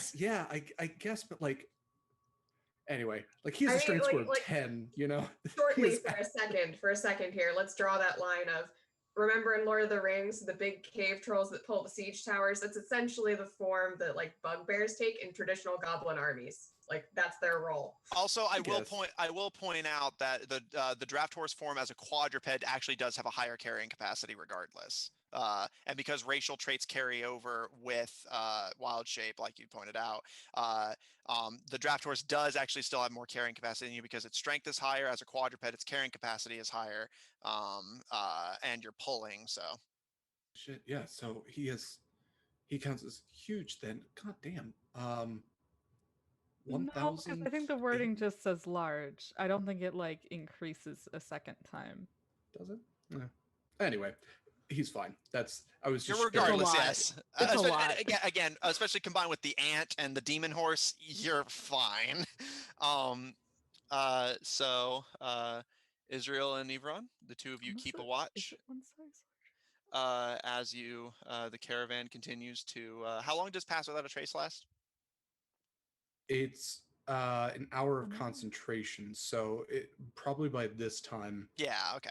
He had it at least for when they were passing by the circus area. It's probably dropped since then. Yeah, okay. The cart continues to much more lighter now with some of the cargo eliminated. You trundle through the dirt and rock trail, leaving the marked for pickup cage and cart behind you. Gonna be a bit of a story for whoever stumbles on that. The chameleon trumbles alongside you. Avron and Israel, you keep watch as the pine trees shadow the path. Pine needles creating the occasional like as the caravan wheels pass over them. And the next couple hours pass relatively without incident. It's getting into relatively late afternoon now of your first day in. So you'll still have to go through the actual night before getting close to Veilbright. But again, if you intend to travel through the night, then you can just do that. So with that being said, your watch passes that incident. You can pass it along to somebody else if you want, or stay up a little bit to, because you both had technically only come off another long rest relatively, or like you're basically at that point of your sleep schedules being so off kilter that like you can kind of stay up at this point. So you could stay up to at least nightfall if you want. I think Ivron would stay up till nightfall, if anything. Okay. Israel will, but she'll also take a moment to sort of signal to Sam and say, "Hey, can we talk? Like, walk with me?" He kind of raises an eyebrow and gives a shrug. Fine. And kind of rolls kind of like perches himself so that he can roll backwards off of the cart and land deftly on his feet before I could hands do in his that. pockets. Exactly. Bullshit elf voice. It's great. I could do that too. Does She knows does you can. does But you do Gaharis, it classier. does Gaharis have playing cards in his knapsack? Yes, I do. Ivron's just gonna take the playing cards from Gaharis and be like, "Motherfucker, be stupid from the bag. I'm gonna stupid with his," and start playing cards with Louis Tenniel.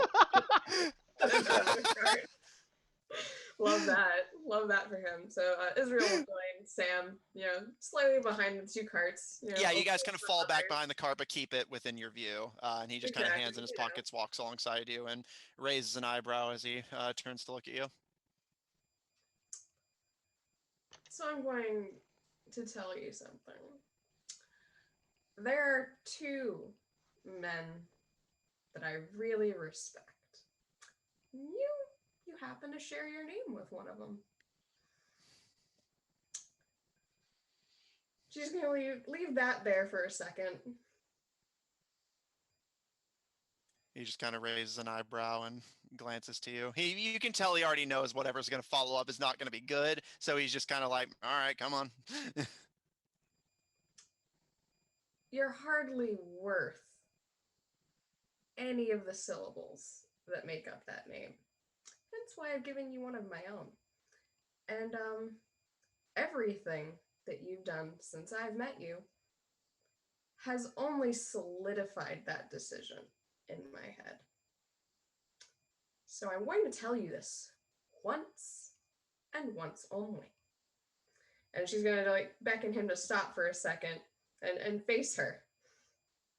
And this is probably self-conscious on her part, but she is, I think they're at least 10 feet from the others. Easily. Yeah, you're like a good like 20, 30 feet back. Absolutely, at this point, her Fey presence has come to the fore as she says very seriously, "If you touch any of my companions, including Tenyo, and especially converse with Gaharis the way that you did today ever again, you won't have to worry about another sunrise." And her eyes are glowing, and you feel the dark. You feel the absolute threat of like a wildland that is completely mysterious and unknown to you, sort of like around her. And her features seem distorted and elongated. And it's like this shadow that passes over her face with the dead seriousness in these glowing, like beryl green eyes, where you can see your death in them. Absolutely. Roll intimidation. It is a DC 16 to become. Oh, okay. I wasn't sure if you were doing tight presence or not. All right. It is working. It's not necessarily intentional on her part, so she's not like trying to get him to like leave, but it's a wisdom saving throw of DC 16. Okay. There's a pause as he does actually take like a visible step back and kind of his eyes kind of widen as he looks you up and down and since you had beckoned for him to stop, he's kind of stopped in place. And do you just keep this effect up, or does it start to kind of simmer down? It's just a thing that happens. It's a fey presence, and she's not like consciously holding it. Okay. It's definitely in that moment that was held around here, and it's probably like he doubles back to look at her, and in a flash, like it's gone, and she's just Israel, very serious and very like deadly serious, but without that sort of eldritchness around her. You gave him pause, and he kind of like hesitates and kind of watches you, and takes a moment to kind of close his eyes, and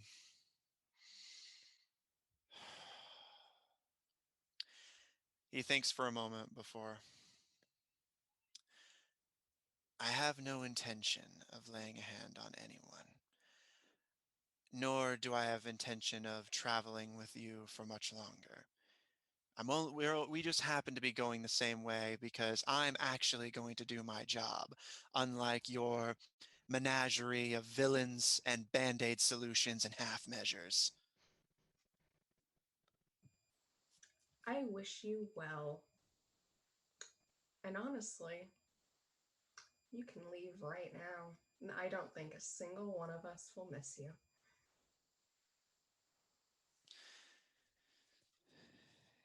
He kind of smirks a bit, and just, we're going the same way, and I don't feel like wasting the energy that I need to save for what's important. And you can see his eyes visibly dart to the cart and kind of scanning over each of its inhabitants before turning back to you. You're putting a lot of faith in these people. And he glances to you're still a bit far off, but you can tell just from his expression souring that his gaze is kind of flicked towards Gaheris as he says, the two knights especially, and him the most. They're traitors to the order, practically oath breakers in all but name. I'd rather spend my entire life among these traitors and oath breakers than spend voluntarily any minute with you. And she's just going to turn and start rejoining the caravan at that point.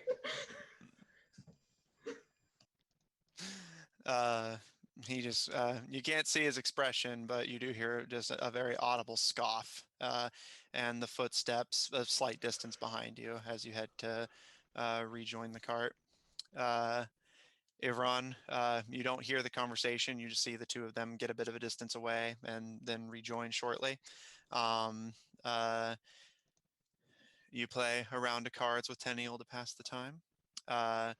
Anything else the two of you wish to do on your watch? Israel will rejoin for at least a round of cards before they decide, I guess, to stop, or the next set of people need to get up. I don't know that I ever She'll be quite fell sitting asleep. in a way though that she can keep an eye on Sam and Tenniel as well. And one more time, Atoka.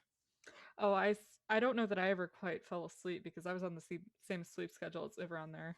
Okay, so you can stay up as well, but yeah, Israel and Ivron have a firm eye on everything, and with you and Samuel on top of that, you're fairly confident that the cart is not being assailed. As you all continue your way,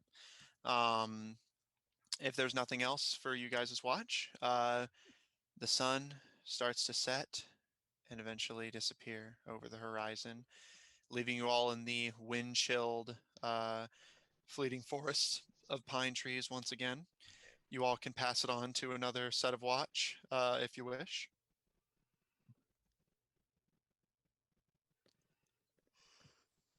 I'll take it. And I Okay. can... I think that if Ron does, he would still say, like,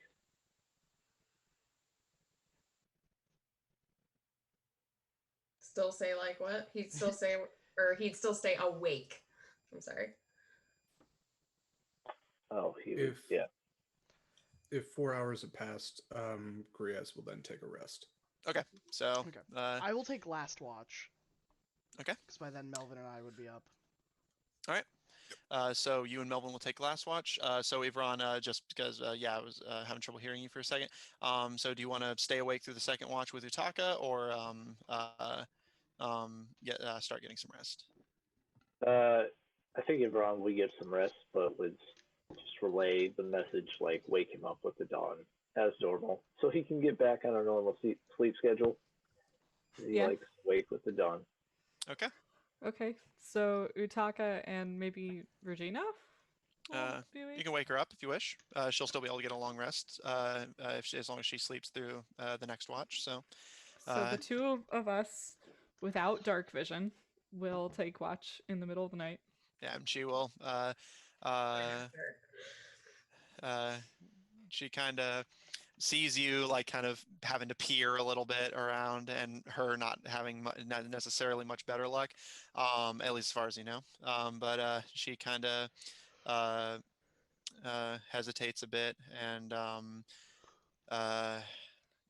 closes her hands as she kind of throws a quick glance as Samuel leans back and starts to enter his meditative state, and she clenches her fists and focuses, and she opens her hands, and you see fireflies begin to emerge from her sleeves and begin to light one by one, and start to sort of form a sort of field around the cart. It's not of long distance and the light is dim, but you can at least see your immediate surroundings relatively. And she kind of sighs and leans back a bit and kind of nervously fidgets with her fingers. It's been a long time since I've tried that. I wasn't sure if it still worked. Looks like it works. And we're pretty cramped, aren't we? There's a lot of people on this one wagon. It's you're kind of in a like arrangement of like it's like 3 to 4 people on one side, 3 to 4 on the other. You're all kind of like you have just enough to like stretch your elbows, basically at most. Well, and so I assume she and I are like in the driving area of Yeah. it. Mm-hmm. Okay. I will tug open the blanket that I have been curled up in for the last 24 hours and shift and kind of put it over her shoulder too. And we can sit under it. She smiles and seems actually comfortable for the first time in a long time, and allows herself to slacken and relax and just kind of stare ahead, watching the fireflies dance around your heads. As she kind of occasionally gives a low sort of whistle or hum for the insects to keep following the cart, creating this sort of yellow greenish field around you of dim light, um, uh, as she kind of watches them. It was one of the first things I learned how to do after getting out of. She kind of pauses. I stopped doing it after, and she kind of scratches at her arm. After all the others started coming. Yeah.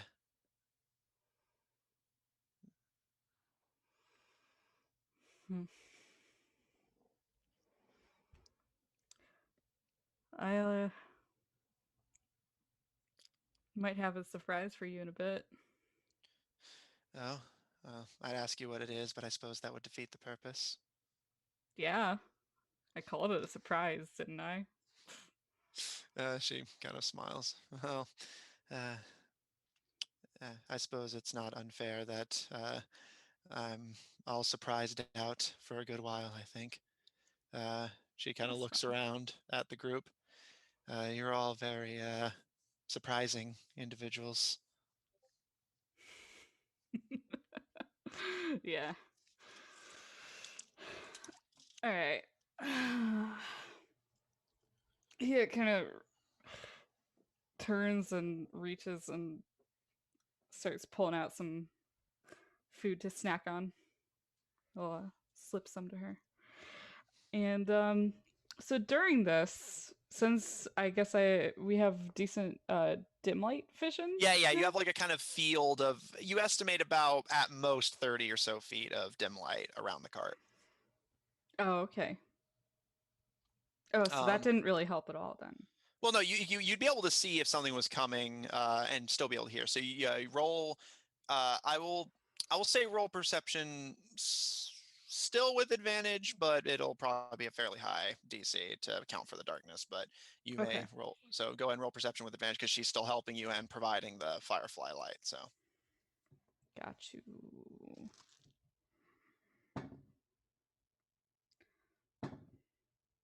I believe that's a 15. okay. Yes, that's a 15.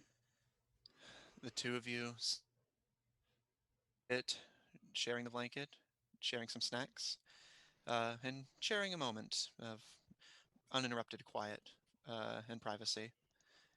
Uh, Eventually, the firefly's light begins to dim. You hear no particularly strange sounds, and after a while, kind of gnawing a bit on some of the rations you gave her, I think I may have asked you this before, but what's your plan once we get to the city? I gotta find a priest. You still think a priest can help me? No, I think a priest can help me. Well, and I can help you. Jay kind of rubs her arm a bit. Thank you. She kind of sighs a bit and leans back and Don't stares. thank me yet.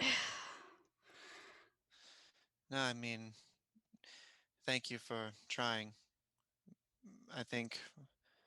And she kind of glances back, and you can see her throw a very noticeable look to Samuel as she looks back to you. I think most people in your position wouldn't have given me a second chance. He looks from her and he looks to his bag and kind of toys with the drawstring on it for a moment. And he will. Okay. He will reach into his bag and pull out a small bundle that's wrapped in cloth, which he will drop in her hands as he says again, "Don't thank me yet." She kind of hesitates, kind of nervously fidgeting with the bag, almost like she's afraid of dropping it or damaging it, and kind of glances to you with her hands kind of tentatively held over it, almost as if kind of silently asking permission to pull whatever it is free. He will glance from her to the fireflies back into the road for a minute, and then back to her and down to the thing. He won't.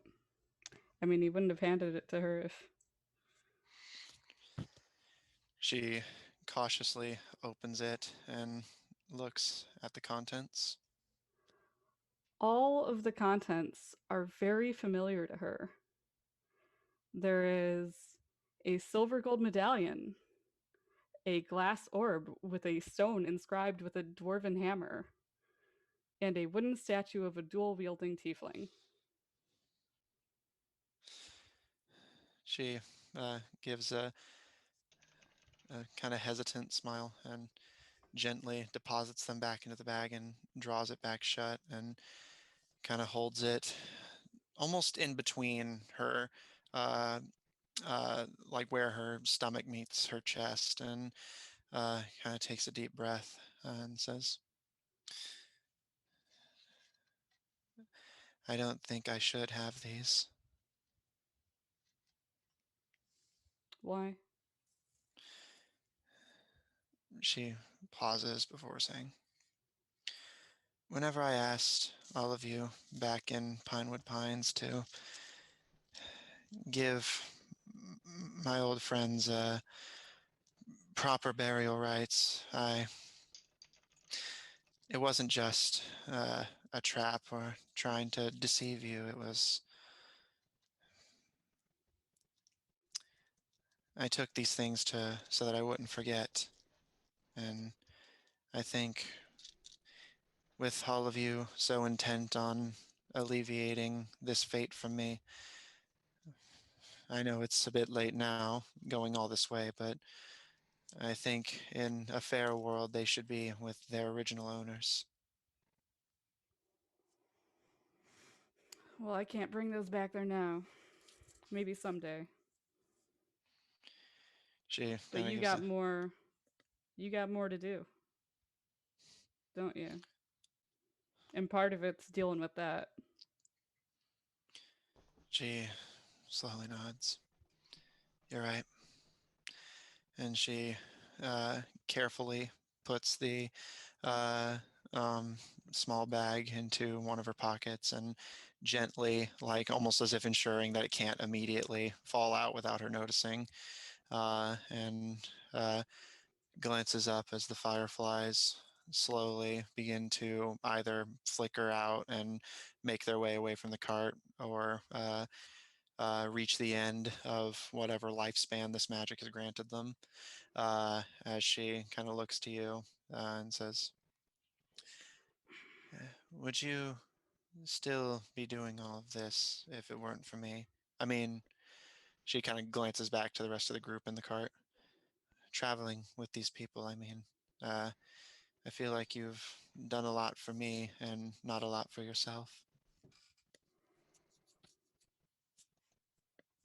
I don't know. I don't know if I know who I am. Well, for what it's worth, I hope you're able to find out. Yeah, maybe. I don't know. He kind of reaches up and scratches at his head and looks from her to the people. And he will reach back into his bag and, like, there's some clink, clink, clink, clink, clinking as he pulls out. He will take out 3 healing potions and drop them in her hands. I think you and the others will need these more than me. Israel said it themselves, I'm not a fighter, but, Yeah, but if you get pulled into anything, or if one of us go down and you're there, you can help bring us back up, yeah? That should help. I got enough for them too, don't worry. she gives a bit of a smile and a slow nod. Okay. She glances up again at the fireflies and says, we should, Mr. Ivran said to wake them with the dawn, so I'll wake him up. You should get some rest. Yeah, he's probably just laying there listening anyway. I don't think he would do that. I think he would.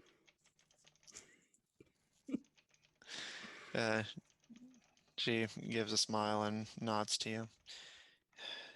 You need some rest.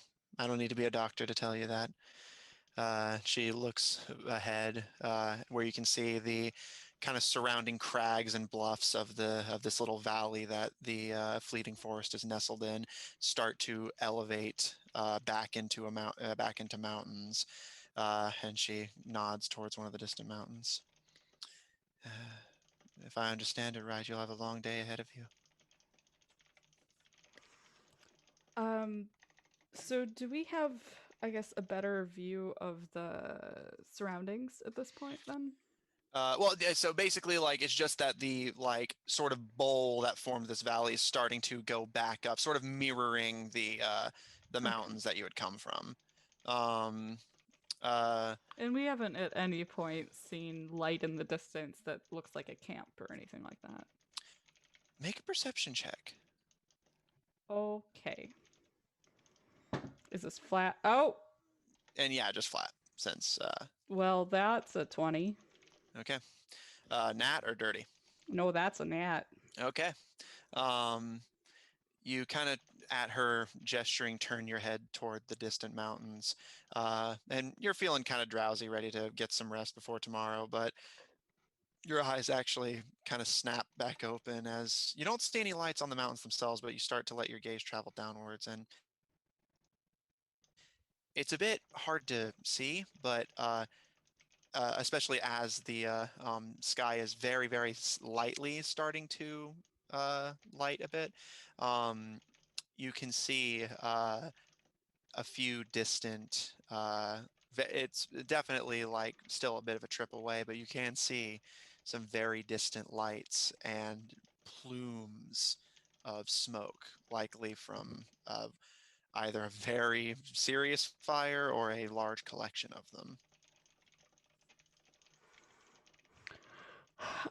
By large collection, does this seem like a camp that, for comparison, is this like an army camp or like Yeah, with your nat Rango 20 with a handful of yeah. people? By your best estimate, it's the smoke is so thick and widespread, it has to be an army. There's no way one man can produce that, even if and you wouldn't know if it was a forest fire at this point. So, like, Okay, I reach and I start violently shaking Ivran.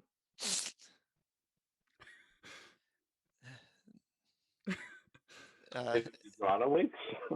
yeah. Regina kind of leans back. Sorry, Mr. Ivran. Are we here? Where are we? Still in the forest, but he kind of leans back and points up towards the sky and the plumes of smoke. Look. I'm assuming Imran would be somewhat, maybe not surprised, but I think at that moment he would switch into military mode. He'd be like, "All right, I think everyone needs to wake up." Regina kind of turns as you start getting ready to start waking the rest of the party up. Do you all have a plan for getting us into the city?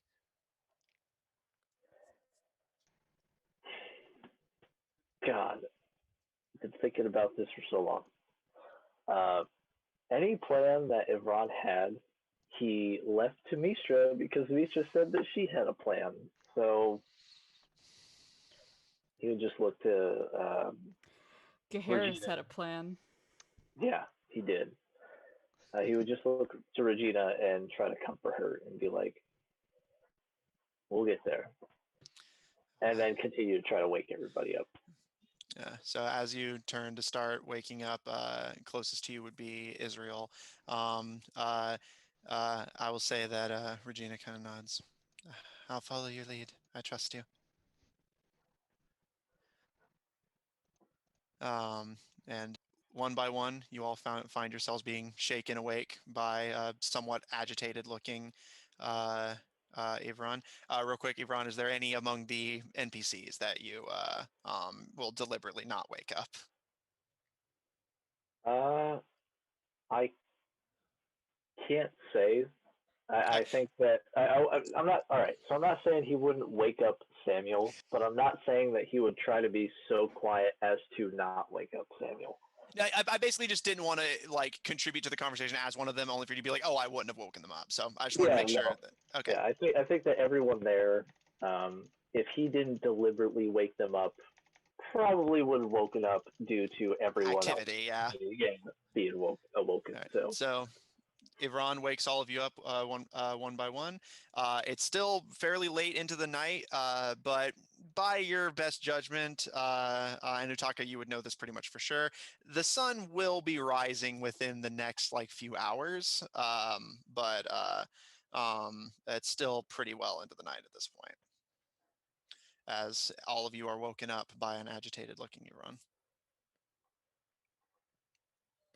What is it? I know. Is it my time for a watch already? I think we would It's fires pull the in the carts to a distance. stop if they aren't already stopped. Naden and Barry very, very slowly come to a stop, and the caravan sits on the trail. What's that? Israel's like sitting upright, like trying to be as alert as possible. She heard fire, but she didn't really hear anything beyond that. So we're all within the first wagon, and it's Yep. covered. No, remember the wagons weren't covered. They just Although throw furs over. yeah. Okay. Well, either way, I think Ebron would just take an object and cast the cantrip light on it and put it in the center and be like, "We're here. We're about to go into the thick of it. I think we need to discuss what we're gonna do." That sounds reasonable. Sorry. As we're talking, I will start dropping 2 of the healing potions in each of the player characters' hands that aren't on myself. Okay. Each of you get what type of healing potion, just so they know what to add. I don't know if you ever. I don't remember if you told me. I wrote 13 healing potions. So they'd be I think just like the essentially average ones, like not Yeah, specifically just a potion of regular. healing. Yeah. So That's not minor. It's like yeah. Because Okay. I would have specified it was minor, I believe. So so each of you get 2 potions of healing. And Samuel kind of nods towards the distant plumes of smoke. You guys made it all this way without a plan for how to get past them? We have a few plans. Ideally, we were anticipating catching the villain before they reach the encampment. It seems that we failed to do that. Or we might have gotten past him. Maybe he didn't take the exact same path. This is true, but either way, we need to be prepared. I'd like to take a look at Sam. Okay. And I think I would be doing the same thing I do with Lustennial when I have an illusion. I think Harris, for a moment, thinks that Sam actually is Ringo. Okay. Make me a perception check. Sure, and I automatically have advantage because I've got the shield. Actually, for I'm the going to use crit. my nat crit from chat. Oh, look Why, at you! why do rolls when I can do that? That's fair. So that's a 22. Yeah, and that's with a critical 20. So, Yeah. you just like being relatively subtle, but you kind of stare at him, basically like, "Oh, I'm listening to you as you talk," but like looking him up and down and being very careful. You fought through Tenniel's illusion several times, both willing and unwilling. You're fairly confident that this is an illusion. However, one thing does catch your eye that immediately puts a big smile on your face. You and Yvonne had been so caught up in meeting another Hell Knight who immediately made clear how unpleasant he was, and you hadn't been really giving him too much of the time of day. But actually, like as you look at him so thoroughly to like get an idea of if you're being tricked, something does catch your eye. His sort of visible signage of being a fully resident member of the Hell Knights is actually not present. And initially a part of you thinks like maybe he's like not actually part of it, but he had known the name of one of the noble knights and one that both of you knew. So it likely at least isn't a coincidence as far as you can tell. And he seems to be at least on the up and up on that particular front. But as the smile crosses your face, the other likelier possibility crosses your mind that yes, he is by technicality a member of the Hell Knights, but between his lack of visible emblem to it and the fact that he's so young, at least for an elf, you immediately crack a smile as you realize he's a squire, not a knight. Oof. You know, as much as I love to shame people, I'm not going to because I'm better than that. Nah, Imagine you a world. keep it in your back pocket. Yeah. for- Keep that zinger for next episode. Okay, I would not say anything. But what I would do is I would hop out and I would grab like a nearby stick because I'm assuming there has to be something I can use a sword. I Yeah, have two you're of in a them. pine forest. Yeah. There's plenty of there's pine cones. And I would draw the city. And have I been to Valebright before? Probably like years ago if I had. Make me a history check. Sure. Would you like assistance with that? If Nah, that's I got a something you would bring up? 16 plus whatever my history is, which is a plus 1. So 17. Yeah. Although, Evron, you can go ahead and roll as well if you like. Yeah, because you would have been there with me. Yeah. Sure. And I'm sure my history is better than yours. I don't pay attention much. I'm sure my history is better than both of yours. Dirty 20. Okay. Neither of you have been to Valebright before. The Hell Knights typically they do have a regional HQ, but or rather a main, where the highest of the high rank live, but it is not in this region. And basically a large grouping of Hell Knights from the surrounding area, led by usually one of the noble knights, will go to an area where they feel they are most needed, clear out any of the immediate problems before moving on to the next one. And so you have traveled quite extensively, but have not been to Valebright in particular. This is you guys' kind of first rodeo in Mazai in general, and Valebright in particular.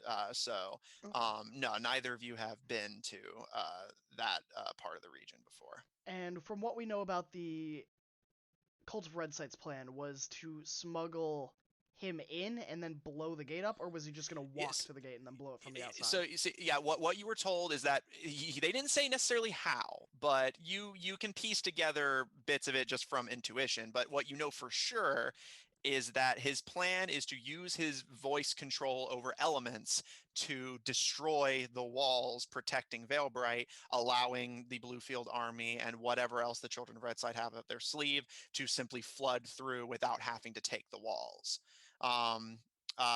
However, you did intuit, which is reasonable, and I'll just remind you of that intuition, whether it's true or not, that with his ability to, similar to Tenniel, warp the minds of people as well, it's possible that he could simply sing and dance his way past the surrounding army without being touched, and essentially make himself scarce that way. Okay. We did also send, or try to send notice ahead, which they hopefully got, to warn them of the possibility of what may happen.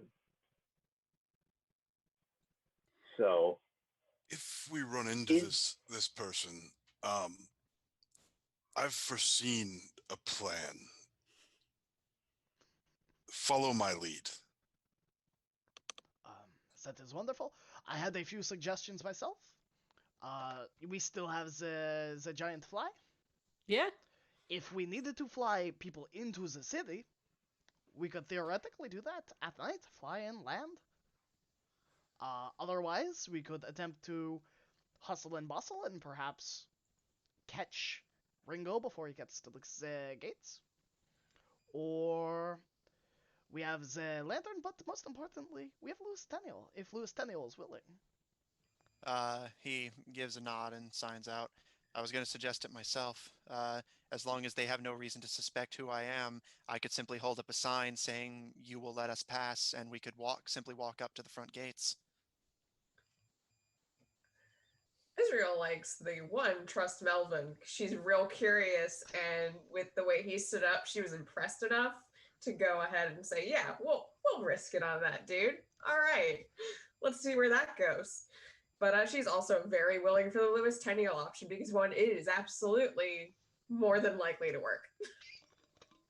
Melvin, do you want to possibly elaborate on your plan? Sometimes with my premonitions, if I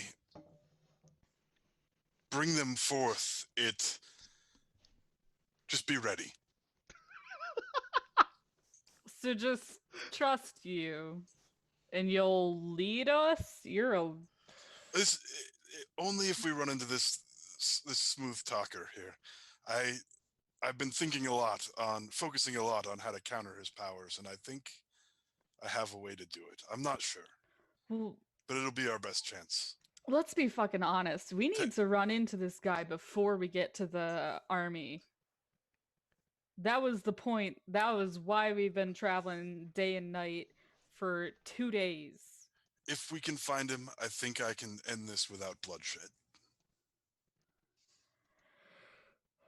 Israel looks intrigued, slightly skeptical, but intrigued by this proposition. Which of you can see real far in the dark? Well, She just raises her hand. All right. Maybe Israel and I hop on my fly and we go and we try and find him in the dark. You can help guide me because I can't see shit and I don't think we want to be seen. I would argue that you got to be careful of that, because even if it's dark, from what I understand, right? Like, they're from the Underdark. Yeah, all of the Bluefield Alliance is Undercommon. Goblins, orcs. They all have it. Almost everything has dark vision. No. Yeah. We don't want to go to the army. We want to try and find this guy before he gets to them. Correct, and But you're making doesn't have that far of a reach. And is this a moonless night or a dark night, a dim enough night? No, it's like I mentioned earlier. It's actually fairly well lit one. Oh, okay. Yeah. So plus, it's also a fly, and they buzz. They make an audible sound. Yeah. They do make an audible sound, but if you're high enough up, That's true. depending. What's the limit on dark vision, though? Isn't it 60 to 120 feet? But I can see for 120 feet. Ooh, okay, then That's you're not to you're decent. limit. That's not to limit some of the enemy possibly being able to have that same ability, though. So, Ringo like, you're looking for a eyes needle like in a haystack. Is I guess what Ivron would argue is. I don't think so, because I think we're where he wants to be. I don't think it's... And I don't think that he's gotten to the army before us. Did that guy look like he's marching day and night without sleeping? Or did he look like he's gonna, like, kick up and drink? Griaz and Ivron follow you, watching someone else who literally walks forever. Yeah, no. So, like, Frozone had like had a backbone and a drive. Ringo didn't. That's true. Ivron has yet to meet this person, so he's only going off of what you all say, which I think is just egotistical, but yeah, arrogant. Still, and to be fair, this isn't stopping him from being carried.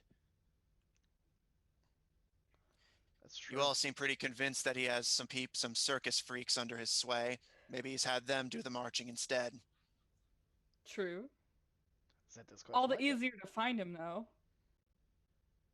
If we... I think it's best to assume that he's already made it to where he needs to be. So what do we do?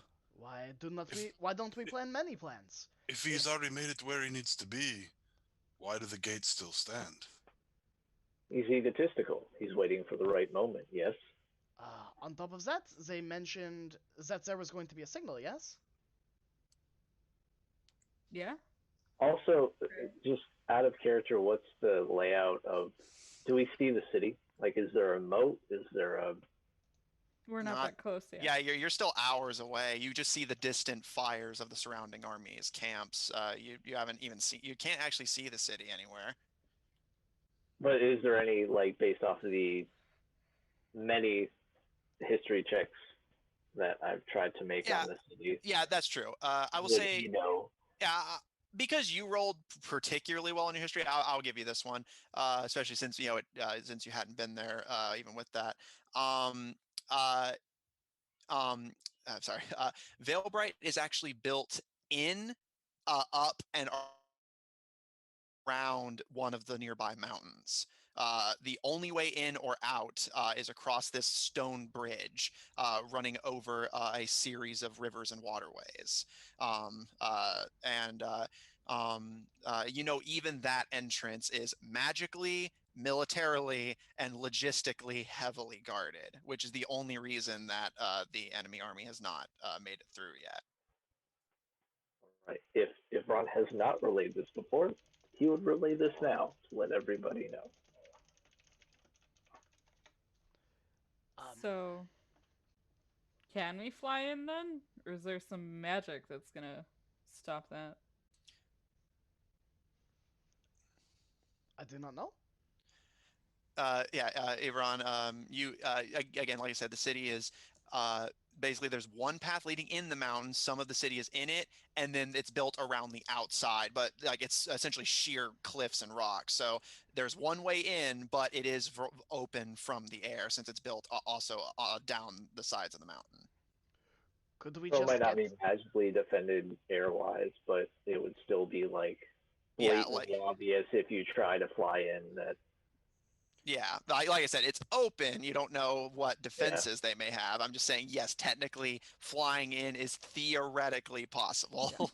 Is it possible that we could get the giant spiders? They can walk on walls, and then we just climb up the mountain and then climb down? I mean, from the Underdark, they would have spiders, yes.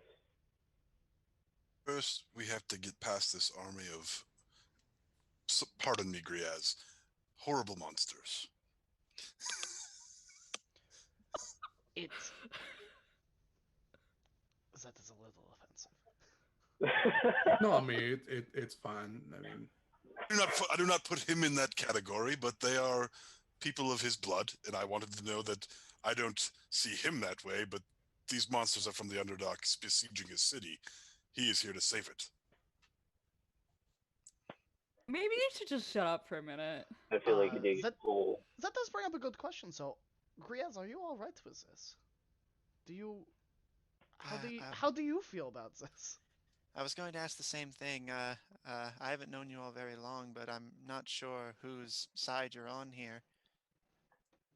I mean, I'm on y'all's side. It's what I signed up for. I got. I mean, I might have a cousin down there. I don't know, but as far as I know, I ain't got no family in the Underdark. I suppose if you want, I can go down and chit chat with some folks. I don't know if that would be a good idea or not, but I speak some of the language. But no, I mean, first and foremost, I'm on the side of the swamp, and that's how I got a hold of y'all. Anyhow, I'm helping y'all. Y'all help me. Scratch each other's backs. Yep. Yeah. Yeah. That's wonderful. So, have we given up on catching our dear friend before he reaches the city, and now we are strictly talking about how do we get in? I don't think we should give up. Because if he gets... I don't know. The most relevant issue right now is getting past his camp and into the city. We don't know where he is. We haven't been able to track him for the last... And me, out of character, has no idea how long it has been. We tracked him this morning when Griaz and Gaheris were traveling to the circus. Mm-hmm. And we were sure it was him, though. And we were fairly certain it was him. We don't know where he is, but we do know where he is going to go. And we knew he was only about a day ahead, and that's why we went hustle to close the distance.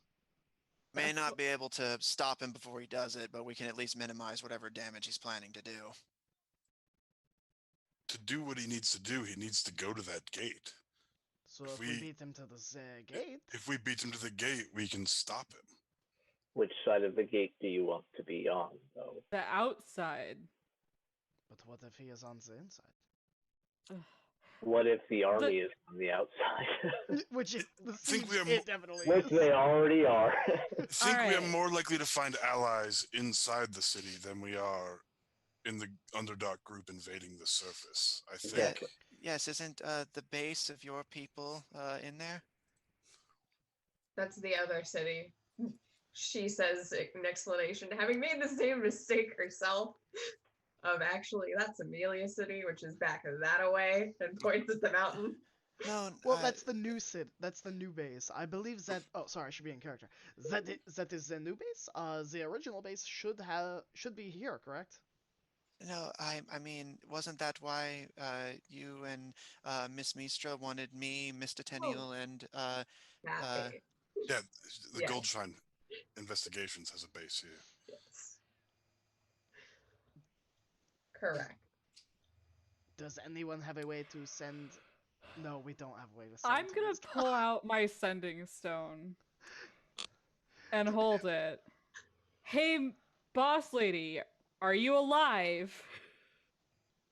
Ask if there are any secret ways into Veilbright. How should we get into Veilbright? I'm pretty sure she lost that sending stone, but I don't. Well, she said she might not be able to reply She said for a she while. might not be able to. She didn't say she definitely wouldn't be able. No. Exactly, like it's a shot. It's a... We're just gonna hear, Mama, Papa. Oh no. A moment passes. Another. Almost a full minute of silence, and you're about to just forget about it and continue strategizing on the assumption she's dead. But it's a bit hesitant and like cautious. But she just how to get in. But if you want my best guess, I understand you have allies. Maybe take advantage of them. Ah! I'm afraid to say that. Well, there's just the outward ugh from the teenager. Yeah. So Israel does prompt.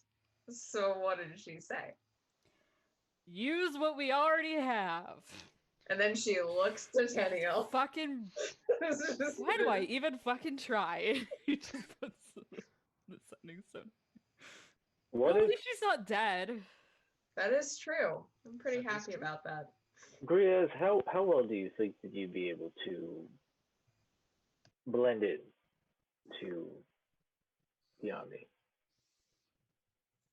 I guess that's a question for you, Matt. As far as I know, bugbears aren't particularly common to the Underdark, but Well, so to be clear, this is not creatures from this always just the Underdark. These are just any Undercommon, which basically applies to any of the species that have not been that have not sort of entered the like like basically they're still considered Mordor while everyone else is like the rest of Middle Earth. You know what I mean? So it doesn't necessarily imply the Underdark, to be clear. But you would, have at least a base understanding of bugbear culture. You feel like you could pass if the only requirement is to be a bugbear.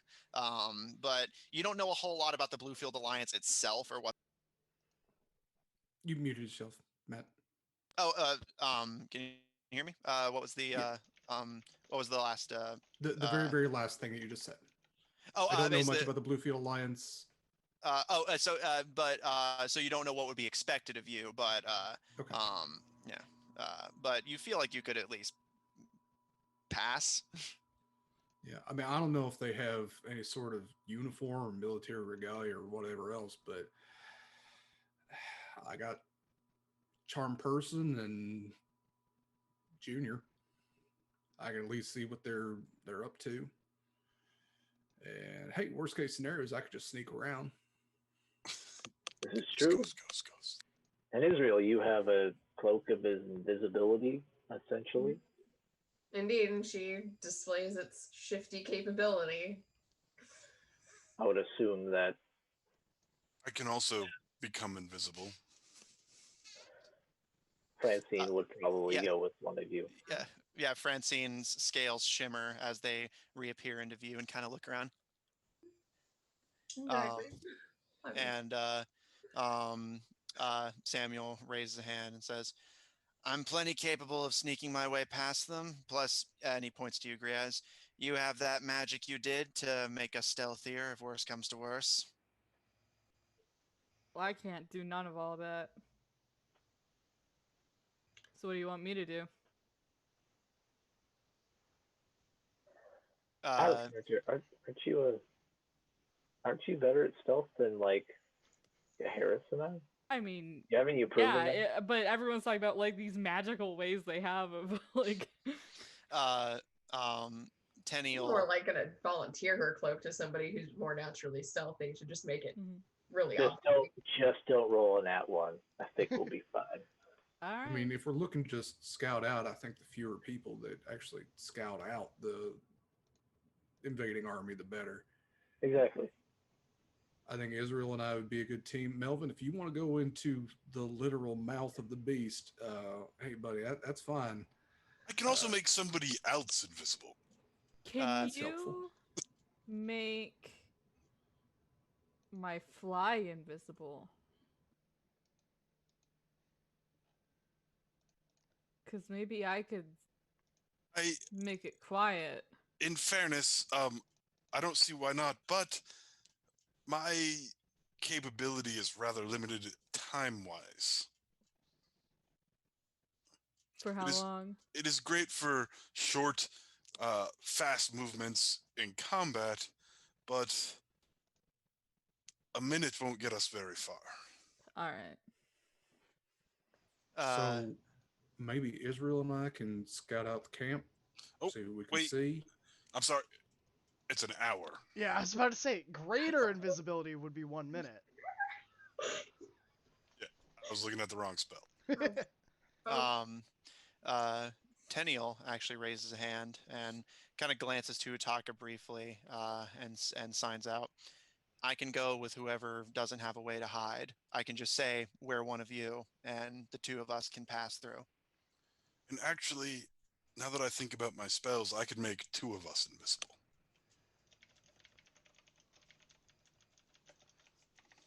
All right, hold on. Math. How many of us can be invisible? We have So Israel has the cloak. Francine has the natural ability. Melvin can make two people invisible. Griaz has pass without trace. And Tenniel's offering to sneak anyone through with if you're willing to be out in the open. And he can only do that for one or two people, or he can do that for... He's never demonstrated a limit on it before, as long as they can hear him. Yeah, it's true. So he could just literally do that for all of us. I mean, are we just looking to make our way through the camp at that point? Yeah, well, the difficulty is with Tenniel, if someone passes the perception check, we're all caught. Sure. You know, so if anything, risk Harrison and Braun for that, because they could, if anything, take it.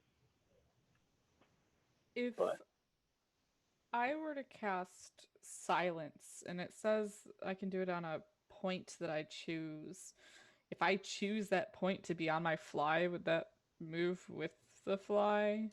Okay, Riley, I see you shaking your head. You would technically know. I'm willing to make it just my own judgment call here, but by your understanding, it is a judgment call on that. But usually in 5e, it has to tell you that the point, it can be cast on a point or an object if it's gonna move.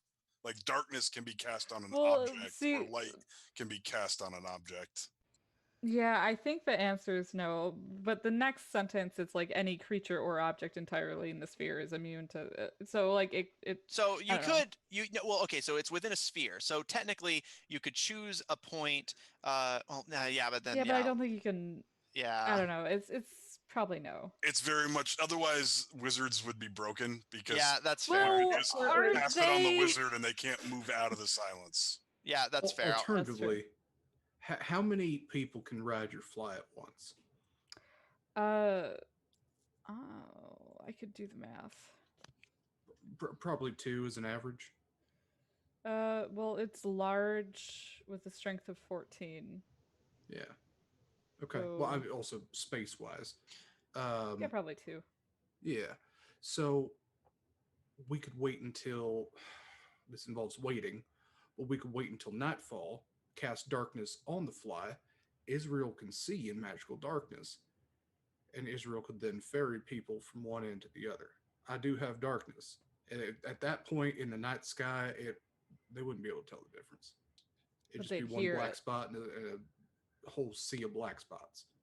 Would Israel be able to guide the fly when the fly is blind? I can speak with it. Depends on how reasonable it wants to be.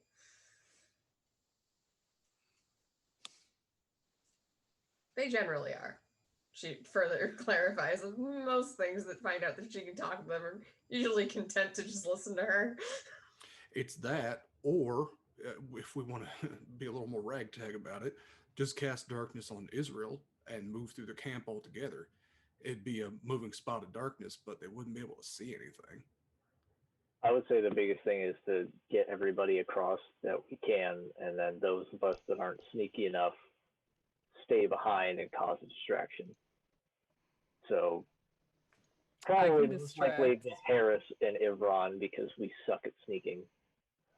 But the rest of you who are rolling 36s for sneaking, I think can get across.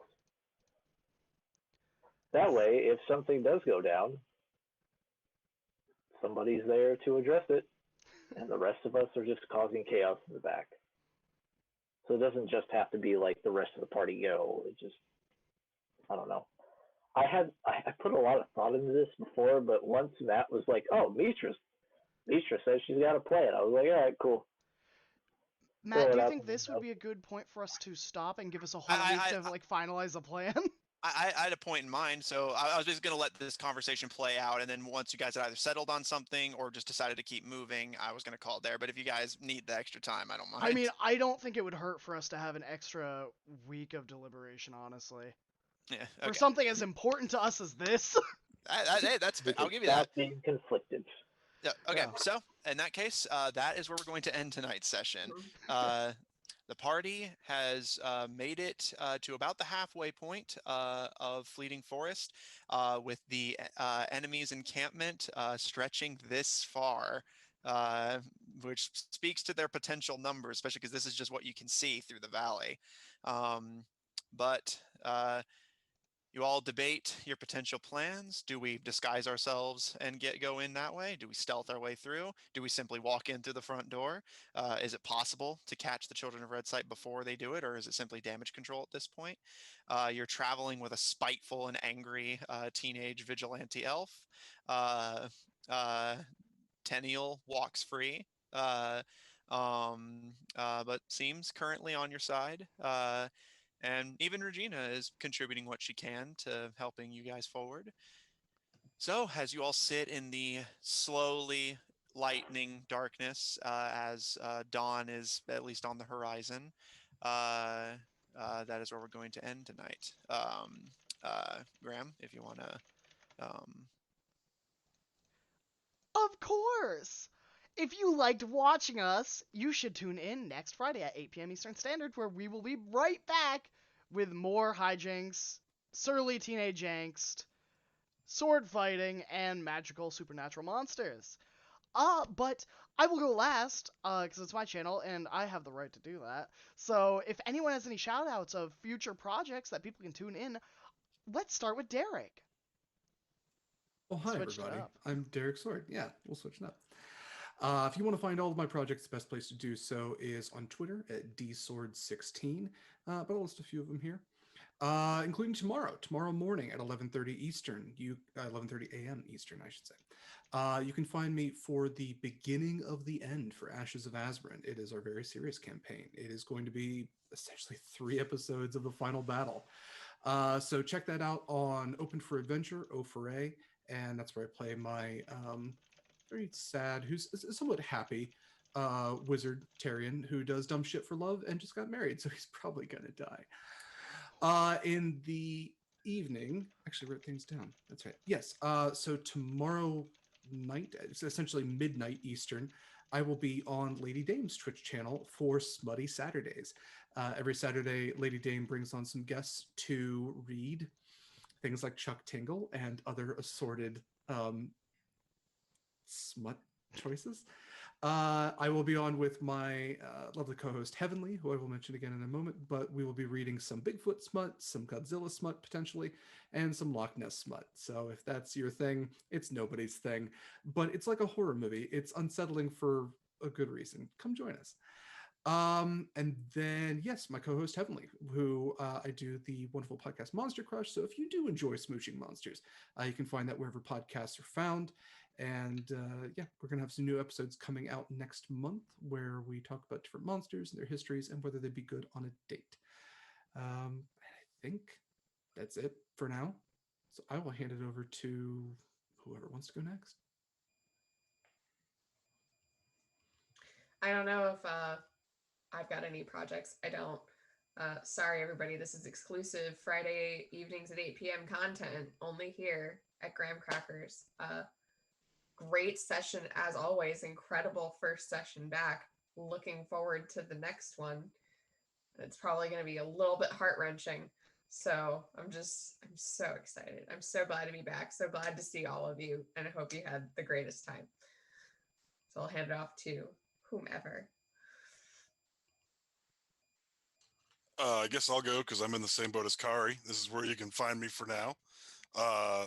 Hopefully someday in the near future, you might be able to find me somewhere else, but who knows? I had a great time tonight playing with everybody like always. And thanks for the everybody out there tuning in. And I'll pass it off to whoever. Hi, it's whoever, also known as Pharaoh. I enjoyed playing today with these wonderful folks. You can catch me here on Friday and in the coming months, maybe some Tuesdays as well. Who knows? Those are the only streamed projects I'm in, and I look forward to seeing you next week. And take it away, Ivran. Hello, I'm Jeremy. I played Ivron tonight, and this is the only place you can find me. I hope you all have a great time tonight. I hope you enjoyed watching it. I know that I did. Uh, and yeah, for those of you out there that are having a hard time finding games, I just want to reassure you that there are plenty of those out there. You just have to find the right place to look. You can DM me via Dane Darkstride Instagram, where I could give you some pointers. Other than that, go ahead, Graham or Matt. Well, Graham wants to go last, so I'll go. I was Anonymous, your DM. I played everyone else. I'm glad everyone enjoyed the session so much. You can find my works and the works of other people I work with on any of the Alternator Productions social medias, Twitter, Tumblr, and other such places. You can also, on the Alternator Productions Twitch channel on Tuesdays, find my other stream campaign that I also DM of Black Ink and Blue Blood, a politically themed campaign taking place in Ivran and Gaheris's homeland, where the party is currently traversing through a dungeon that they just discovered is under the dominion of their enemies, which is delightful. Um, uh, and my webcomic, also taking place in the same setting, featuring the first goblin to ever become an adventurer, Undercommon, is currently down as we are moving it to a new website. But I will mention next week where I have moved it to once the move has been completed.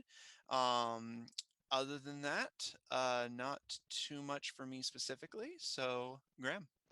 Hi everyone, it's me again. I'm Graham, or Graham Crackers. And you can find me here every Friday at 8 p.m. Eastern Standard Time. And going till about midnight, you can find me on Wednesdays at Open for Adventure, where I will be playing Samander Tennant, the wonderful little cleric boy that's on their second adventure ever, fighting a dragon. Maybe. Outside of that, you can find me every other Saturday on Polished Cryptids channel at 8 p.m. Eastern Standard, where I play Mavren, the former pirate, now sorcerer tiefling boy. I got nothing. It's episode 2. All I know is Shatter's a really overpowered spell, and I have no spell slots left. Outside of that, you can find me on January 13th, where I will be playing on Marefeather's channel at 7:30 Eastern Standard Time in an all-tabaxi one-shot, recurring my role as Nanette, the sassy cat. So if you want to see a heavily abused monk-sorcerer hybrid, now's your chance. Outside of that, you can find me on January 30th on Eva Sarate's channel, where I will be playing at a spooky game in space. More details incoming when Eva wants to post about it. Yeah, I'll be in that too, I think. Yeah, I think so. Yeah. I'm pretty sure. Yeah. Outside of that, I think that's everything I've got. In the next few weeks, next month, we will be announcing our 2 new campaigns for the 2021 year, which will be on Tuesdays, alternating campaigns for long-term campaigns. I will also be potentially opening up this channel to other DMs to stream on at other times. So, if you know any DMs, or if you want to DM a stream channel and try your hand at it, you can find me on Discord in a lot of places, or you can find me here. But besides that, I love you. I love each and every one of you, and I want to just thank our subscribers. So without further ado, can I get a round of applause for Joshua Simons for not only being a brand new subscriber, but also donating a whole bunch of subscribers. We appreciate it. Thank you so much. To Tiny Poison, Chris, thank you. They have been subscribed for 3 months. Thank you. To Mitch D. Clap, clap, clap. I don't hear clapping, but my audio also doesn't pick it up. Austin Freak 123. Dexterous Slime. Eva Sarate. Miss Mindykins, and Stalwart Initiative. Thank you so much. Beautiful. Your generous donations every month go to supporting both the cast and other people when they are in need. We are a game played by friends, so when friends are in trouble, we use those funds to help however we can. So, from the bottom of my heart, thank you, and we will see you next week. Until then, stay healthy, stay safe, and stay happy. Bye. Bye.